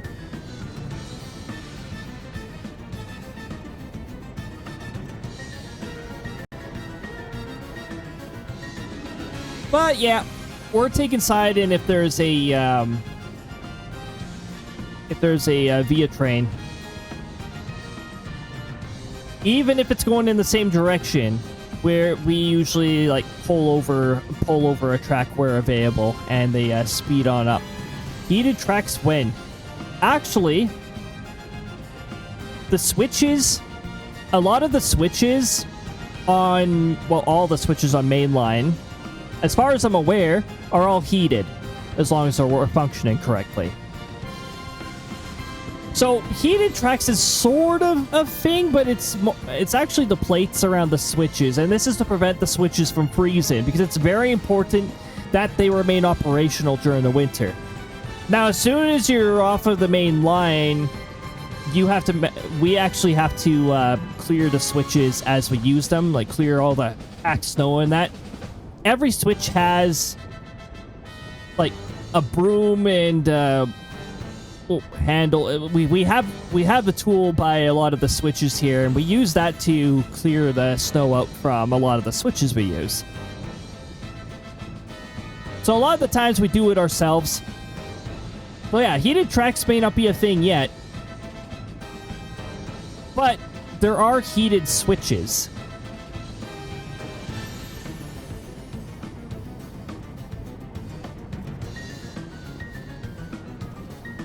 I read that up until the late 80s, CN ran mixed passenger freight trains in Newfoundland, Labrador. Oh, that must have been a very interesting time. That sounds like a very interesting time. I'm sort of... I should look on the some of the prairie region history here and see if that was ever a thing here. Almost seems like it could have been a thing. But that I'm not too sure about. I don't want to live in this town. But Eggle, it's better than living in a big city. I don't want to live in a big city. Every time I travel to a big city, it's just... I don't like it. I don't like the driving experience. I don't like the construction everywhere. I don't like the long commute times caused by people who don't know how to go to speed limits. Like, passengers of those types of trains don't need to worry about pulling over for a freight train anymore. They are the freight train. Yep. Oh my goodness. What? Why not? As far as I'm aware, the mixed trains, though, would not be allowed to have dangerous goods. Any sorts. On the cargo. None of the cargo is allowed to be dangerous goods. Mind you, in our training, we were still trained in regards to train marshalling in scenarios where cargo and passenger trains exist on the same train. We were still trained on that. It's not really a practice we do. Because, I mean... Okay, actually, there are certain circumstances. Worker cabs, or worker cars. Worker cars contain people on them. But that's mostly, like, worker crew stuff. It's usually like a train run by like a maintenance crew or something like that. Not something you deal with if you're just taking like a cargo train and such. But we get training for marshalling with a variety. Well, the reason we get this training too is because, well, there's the US side of things. And although we don't really go down to the US, or at least not where my station was, there are stations like Winnipeg that will sometimes go like to the border and such. So it only makes sense to be properly prepared for marshalling from both the US and Canada. Mind you, passenger trains don't exactly pass over international borders very often, if at all. I want to go with you. Huh? That's simply not... Eggle, that's not possible. There's only 4 party members allowed. I also learned from the Hinton train crash documentary that up until the late 80s, TNCL used cabooses. Yep. They did. And quite honestly, they should still. I think cabooses are an incredibly useful tool. Having the conductor on the back is super useful, especially in scenarios where, let's say you've got a stop signal way the heck over here, and you've got a crossing that you've got to clear over here, and your train can like just barely fit without getting too close to the signal and clearing the crossing. It's very close. Having that caboose in the back is extremely useful in this particular scenario. The conductor can radio over to the engineer to like pull forward one car, and then like tell them to stop once they've cleared the crossing, or forward to a stop, and until you say stop, or forward at 5, or like tell them to go slow and all that, and then give them the stop once the stopping is clear, or shortly before it's cleared, because it'll actually take a little bit for the train to fully stop. So. And the longer your train, the more slack you have. So there's a lot of things to consider.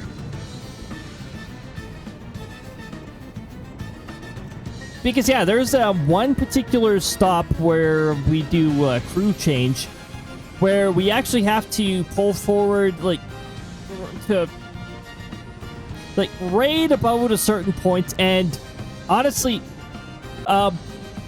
what the engineer does, or the conductor can do this too, is they start their little distance counter once they clear the crossing to give them an idea of how far away they are. It tells them whether the like the entire train has cleared the crossing. That's what we currently use. Yes, I'm going all off about this again. I've had previous experience from CN, so I can't help but go a little full on about it. Since you brought up the US a bit ago, CN apparently owns a track in Illinois. Yes, they do have a track that goes all the way down there. Yes, they do. In fact, if I'm not mistaken, I think it actually goes further down than that. I don't remember which one that is. Of course, once you hit the border, you usually swap off with the crew from the US to, you know, just to avoid the whole issues and that. You still need a passport because technically you're crossing the US border for, like, that little swap off. But usually they don't have you take the train way the heck down south in the US as a Canadian citizen. It's usually like a crew swap off. But yeah, CN has a track that goes like way the heck down there. It's pretty cool. Not that I've ever been on that. So you wish to fight by our side, hmm? Yeah, me going off on trains, it's not too difficult. It was a fun experience. The schedule was still... Wait, what? Automod, what?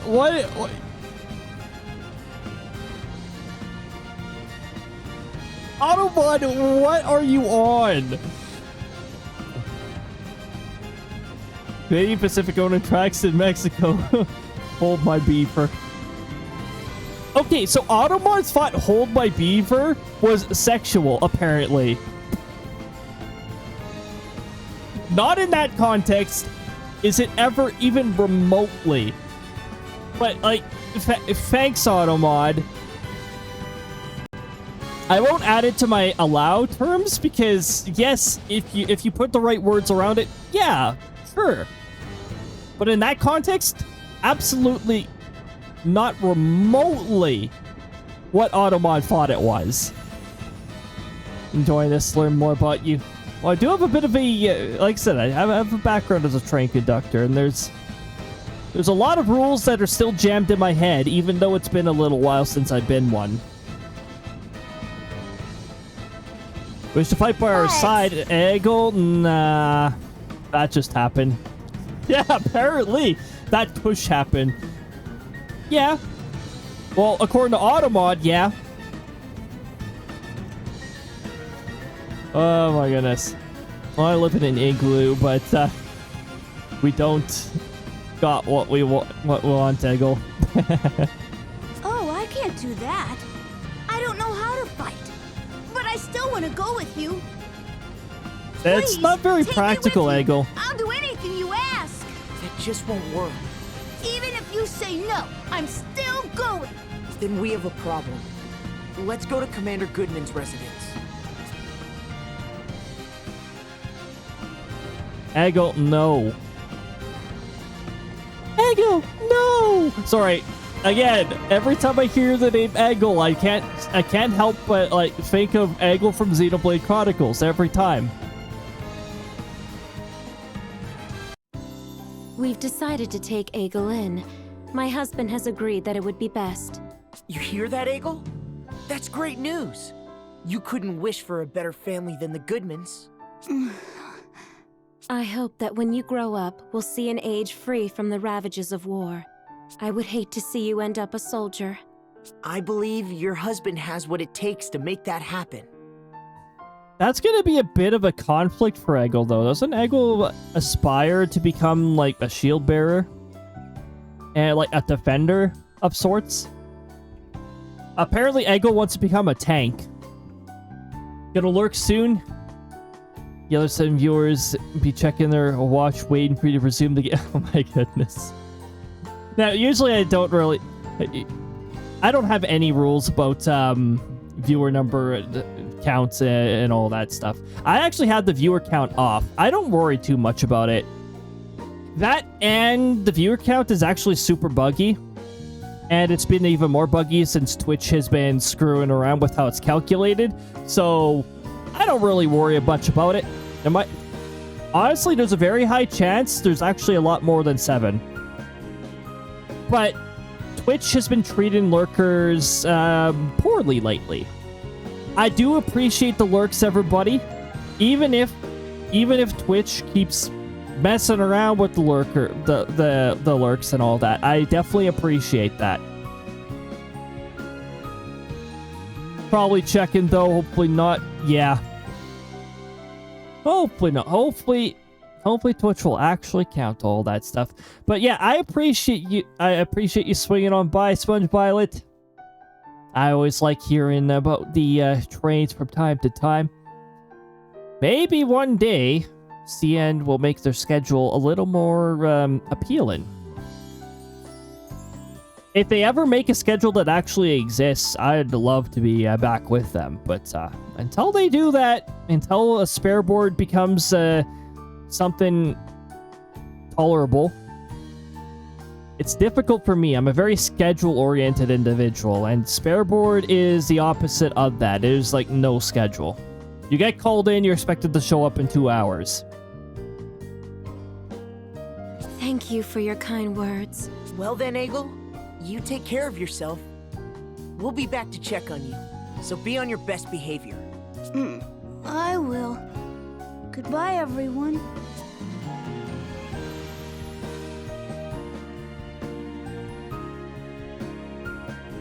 Eggle's not happy about it, but Eggle might be staying. Well, Eggle is an NPC over there. You see that? Weary Airy. Good for Airy. Airy is being a little brat. Maybe I should use a kid voice for Airy, right? Just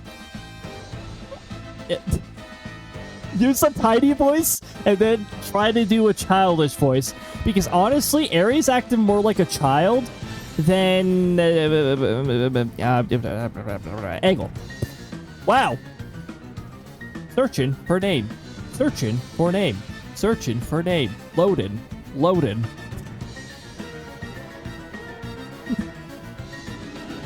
Talk about a shock with Eggle when Eggle said he wanted to come with us. Although, it's not like there weren't signs, too. And you could see it on his face as far back as when Commander Goodman said they'd taken the boys. I suppose. Now that you mention it. Airy? Is something wrong? You've been staring off behind us. Are you expecting something?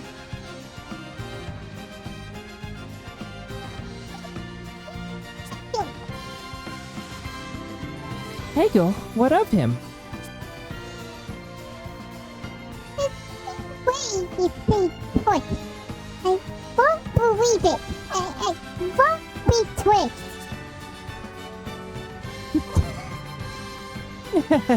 Once bitten, twice shy, eh, Airy? He did seem to take those orders from Eleanor awfully well, considering his usual tone. Wait, something's fishy here, and I refuse to be fixed. You seem like you almost want him to show up. She and Eggle have an epic rivalry going on by now. You can't fool me twice, Brent. Says Airy, who is behaving more like one than Eggle. Oh, a kunai. We found a knife. Airy might be a child in fairy. Yeah, Airy's definitely behaving like one. My goodness.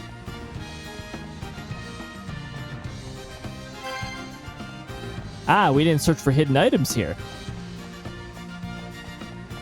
I'm gonna trust that Eggle's gonna stay put, at least for now.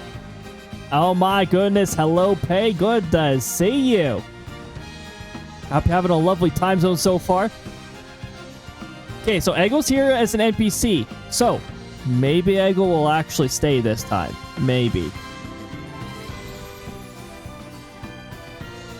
Maybe.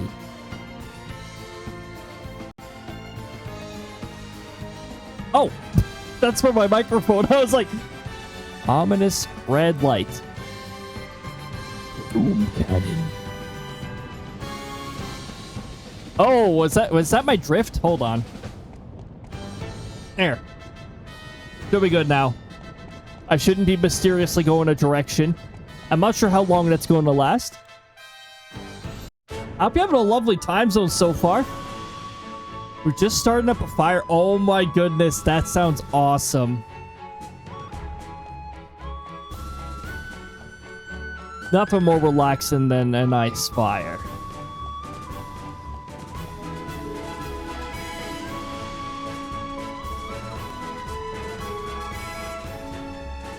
I'm excited it's the weekend.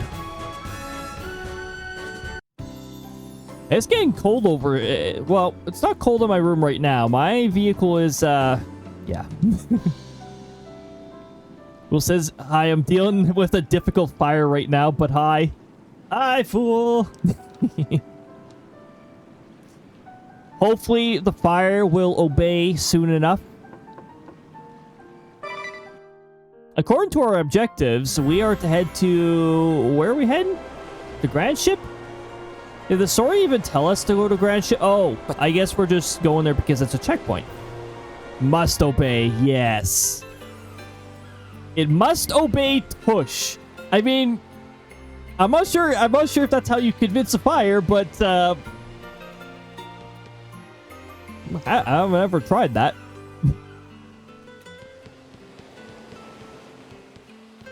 Yes, hello, hello. Okay, so did I? A cold, cozy relation. Ah, yes. The title I put for this was assuming we were in Eternia, so we are now behind. Or maybe I was ahead with the title. Ooh, look at that. Was that Cure KO that we just got? Might work in Elemental. Maybe. The Bravely default art is gorgeous. It really is. That's one of my favorite things about the maps here. Is like you're walking in the artwork. I love how they pulled this off. This is a style that works very well.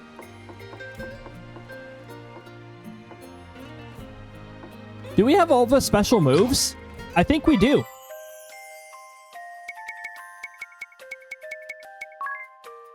Lordly Robes, which is not a special part. Royal Crown is not a special part. Ah, yes, the Bravo Bikini. Yes, we should work towards the Bravo Bikini, huh?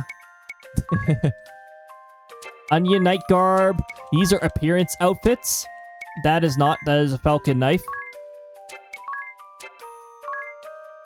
Oh, that's also wear. Mmm. Oh, you look at that. There's Fool, and we got a shout out to Fool's playing a lot of Phasmo.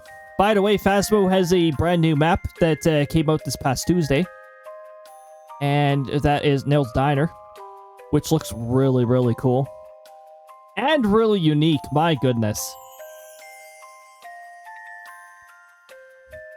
reminds me the map scene and music reminds me a lot of Professor Layton. There are definitely elements. I can see the relation. Dealing with difficult and wet wood. That would explain why the fire is being stubborn then. Soon enough. Soon enough. It just takes convincing. When wood is wet, it is very difficult to convince fire to show up. Oh my goodness. Yeah, everybody, if you haven't given Fool a follow, give Fool a follow. Lots of phasmophobia. And a lot of fun ways to do that. Mr. Pay Now. Yeah, Mr. Pay Now. Indeed. So since all of our buildings are complete, what I'm going to do here is... from here? We're just going to, I don't know, dedicate... 28? Is 28 the magical number?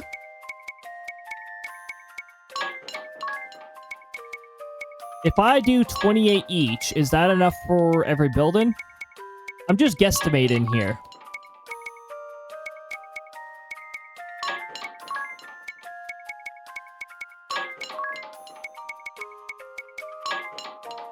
I'm trying to math. Have you played Professor Layton? I think I've asked this before, forgot the answer. I haven't played it. I've briefly seen it.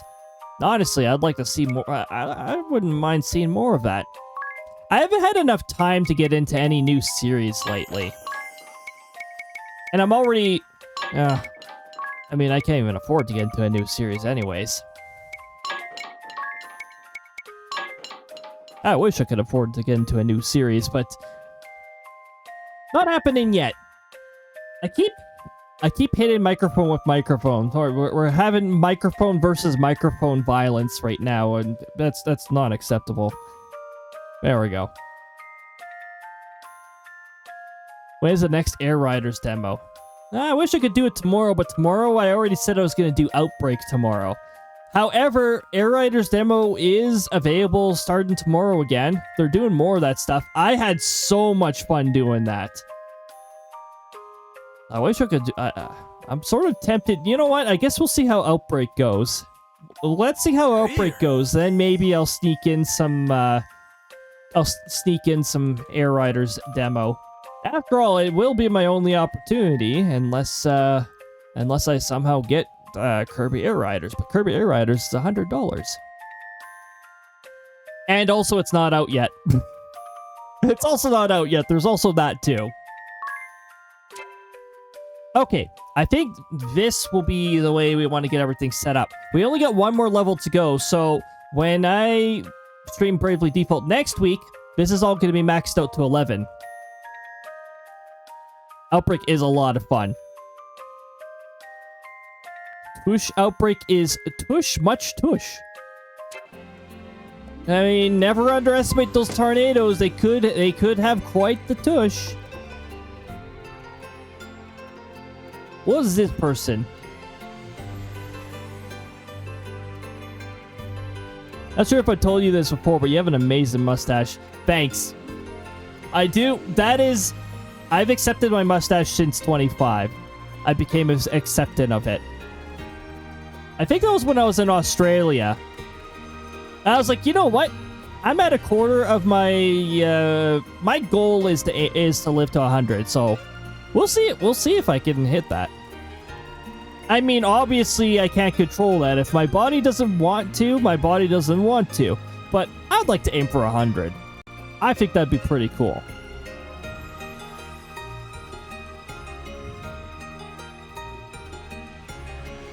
Yeah, welcome on in, Hemlock.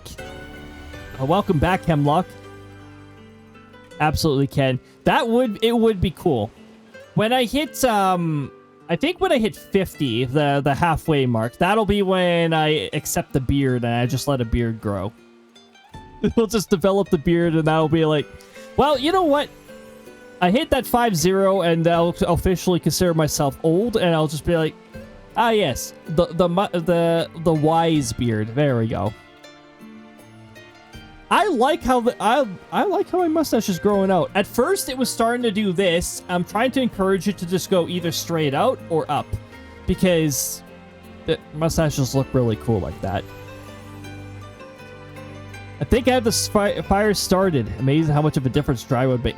Yeah, that makes a very big difference. It's definitely very helpful in that.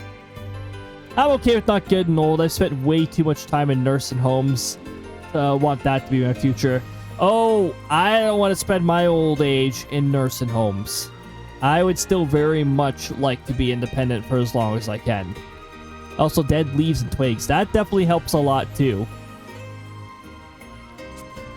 Ah, it's a shame. It's really a shame. I'm loud and irritated. Apologies. Apologies. It's just a shame is all. You see, my little inn in Crysta I use as my base of operations is, well, it's going out of business. Seems the old innkeep finally succumbed. Poor man can't keep the inn going. What? Well, that's telling me to go to Crysta. Unfortunately, you cannot interact with the piano. It's a cool looking piano. You can't interact with it. Anyway, we're gonna save before we're gonna save, and we'll save this for the next stream. I'm gonna head up here and get us all saved up. What are we saving up for? I don't know. A pony. A pony? Here.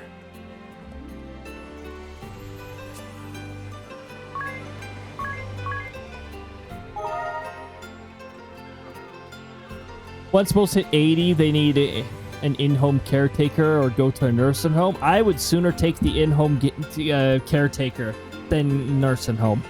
No thanks to nursing home. You know how old people are treated here in the nursing homes and in the old folks' homes and that? They're like, it's like a prisoner-like setting. No thanks. I don't want to go to jail for being old. No thanks. I like my freedom. If my body's failing me that badly, then it's time for me to go. No thanks. I would like to keep my independence. I'd like to keep my freedom. I'd like to keep my ability to walk amongst the birds. Yeah, I wouldn't mind chilling with some birds. You know, being 80, having a very long beard by then, and still chilling with the birds. Just sitting on a bench and asking the birds, "So, do you come here very often? Do you come here often? Are you new to this area? I don't remember seeing you here." Oh my goodness. Because a lot of them are very abusive. I've had to call out many coworkers. Yeah, it's really unfortunate. Like, listen, I know it takes a lot of spoons to work in an old folks' home, but like, come on, exercise some patience. Their bodies don't cooperate with them nearly as well as your body cooperates with you. Just be nice to them. If they've got a long-winded tale that they just want to say, and you've already heard it 20 times, just let them say it, all right? Not everybody has a very good memory at that point. Just let them.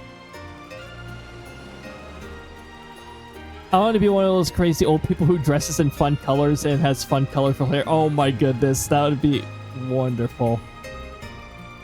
That'd be a great way to have fun. Be the best crazy old lady. Oh yeah. Really want that to be my future.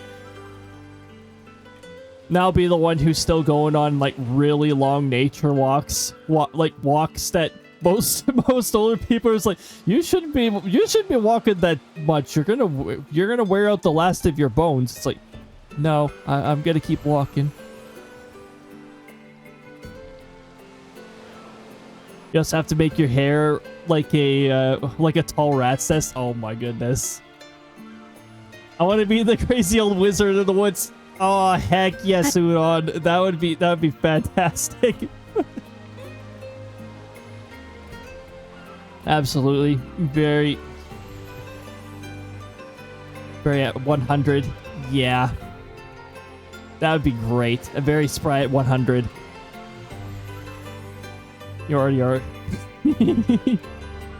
Udon's already becoming the wizard.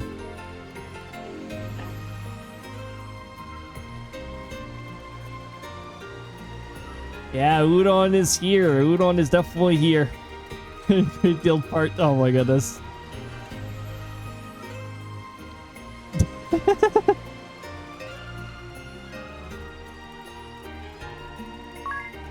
I mean, you know, it just means Udon will become even... Listen. If you're already wizard, if you're already wizard in the woods, that means you're going to become an even more experienced wizard in the woods later. We have reached the end of Bravely Default, by the way. We will be resuming this later.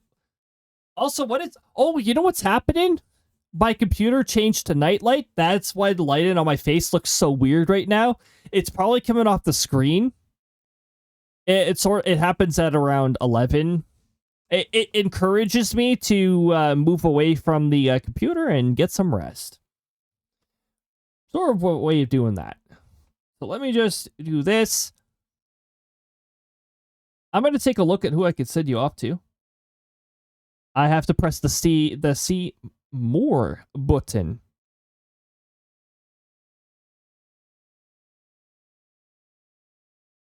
You know what? I don't think I've sent you there in a little while. Let me see. First of all, I'm going to see the rep time, so I'm not sending you off to a stream that's about to end. Is their mic muted? Nope. Their mic is not muted. It's true. Went to a doctor today, confirmed it. Oh my goodness. Beyonce makes me so happy for a reason. That is really catchy. I don't know how it happens, but there's just so many things that just work with your parent. There's so many things that work. There's a currency in your channel, like that works really well. Beyonce is extremely catchy. It just all works. Still okay to me with a different light. And thanks. I'm definitely very glad that the mustache is working out well. It's not going anywhere anytime soon. It's magical. It really is magical. It really does feel like it was a fated thing. It was going to happen. Absolutely. I'm going to send you guys to Nevers, or Anthony Nevers. He is a particular individual in our community who also streams from time to time. That cloud. That cloud. I'm going to send you guys over there. Turn on carrot browsing. No. I pressed the button to change the throwables to aim right at me. And, yeah. Okay. So, Nevers is playing Supermarket Simulator, which is pretty chill. So, chances are, that means it'll be a nice, chill time over there. I'm going to get that started. She's our Beyonce of the Lagoon. Oh my goodness. The Queen of the Lagoon. That is the official title indeed. Yes. All right, everybody. Thank you for joining. Congrats to the top 3 in the passive race. You get bonus gold pieces to use the future sound commands. We are now... There's the raid message right there. That is for subs. However, if you don't have a sub, we got a message that anybody can use just underneath there. Feel free to use either of those when you're heading on over there. Give Nevers my regard. I hope you have a lot of fun over there. I hope you had a lot of fun over here. Thank you for joining, whether you're here in full, in part, whether you're active, whether you're lurking, somewhere between. It's all greatly appreciated. Thank you for the stream. Incredible. Thank you very much for being here. All of you were so incredible, too. You almost have 100k gold pieces. Ooh, heck yes. Have an amazing night, everyone. See you tomorrow, Cody. I'm looking forward to that. We will see you soon. Silver pieces. Yeah, silver pieces.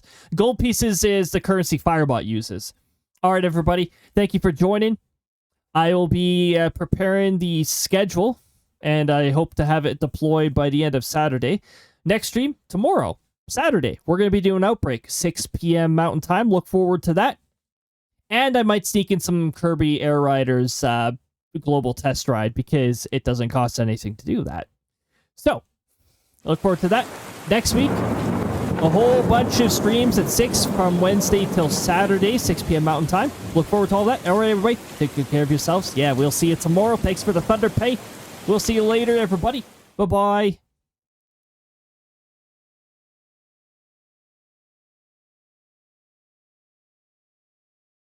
Oh, I'm on this screen now.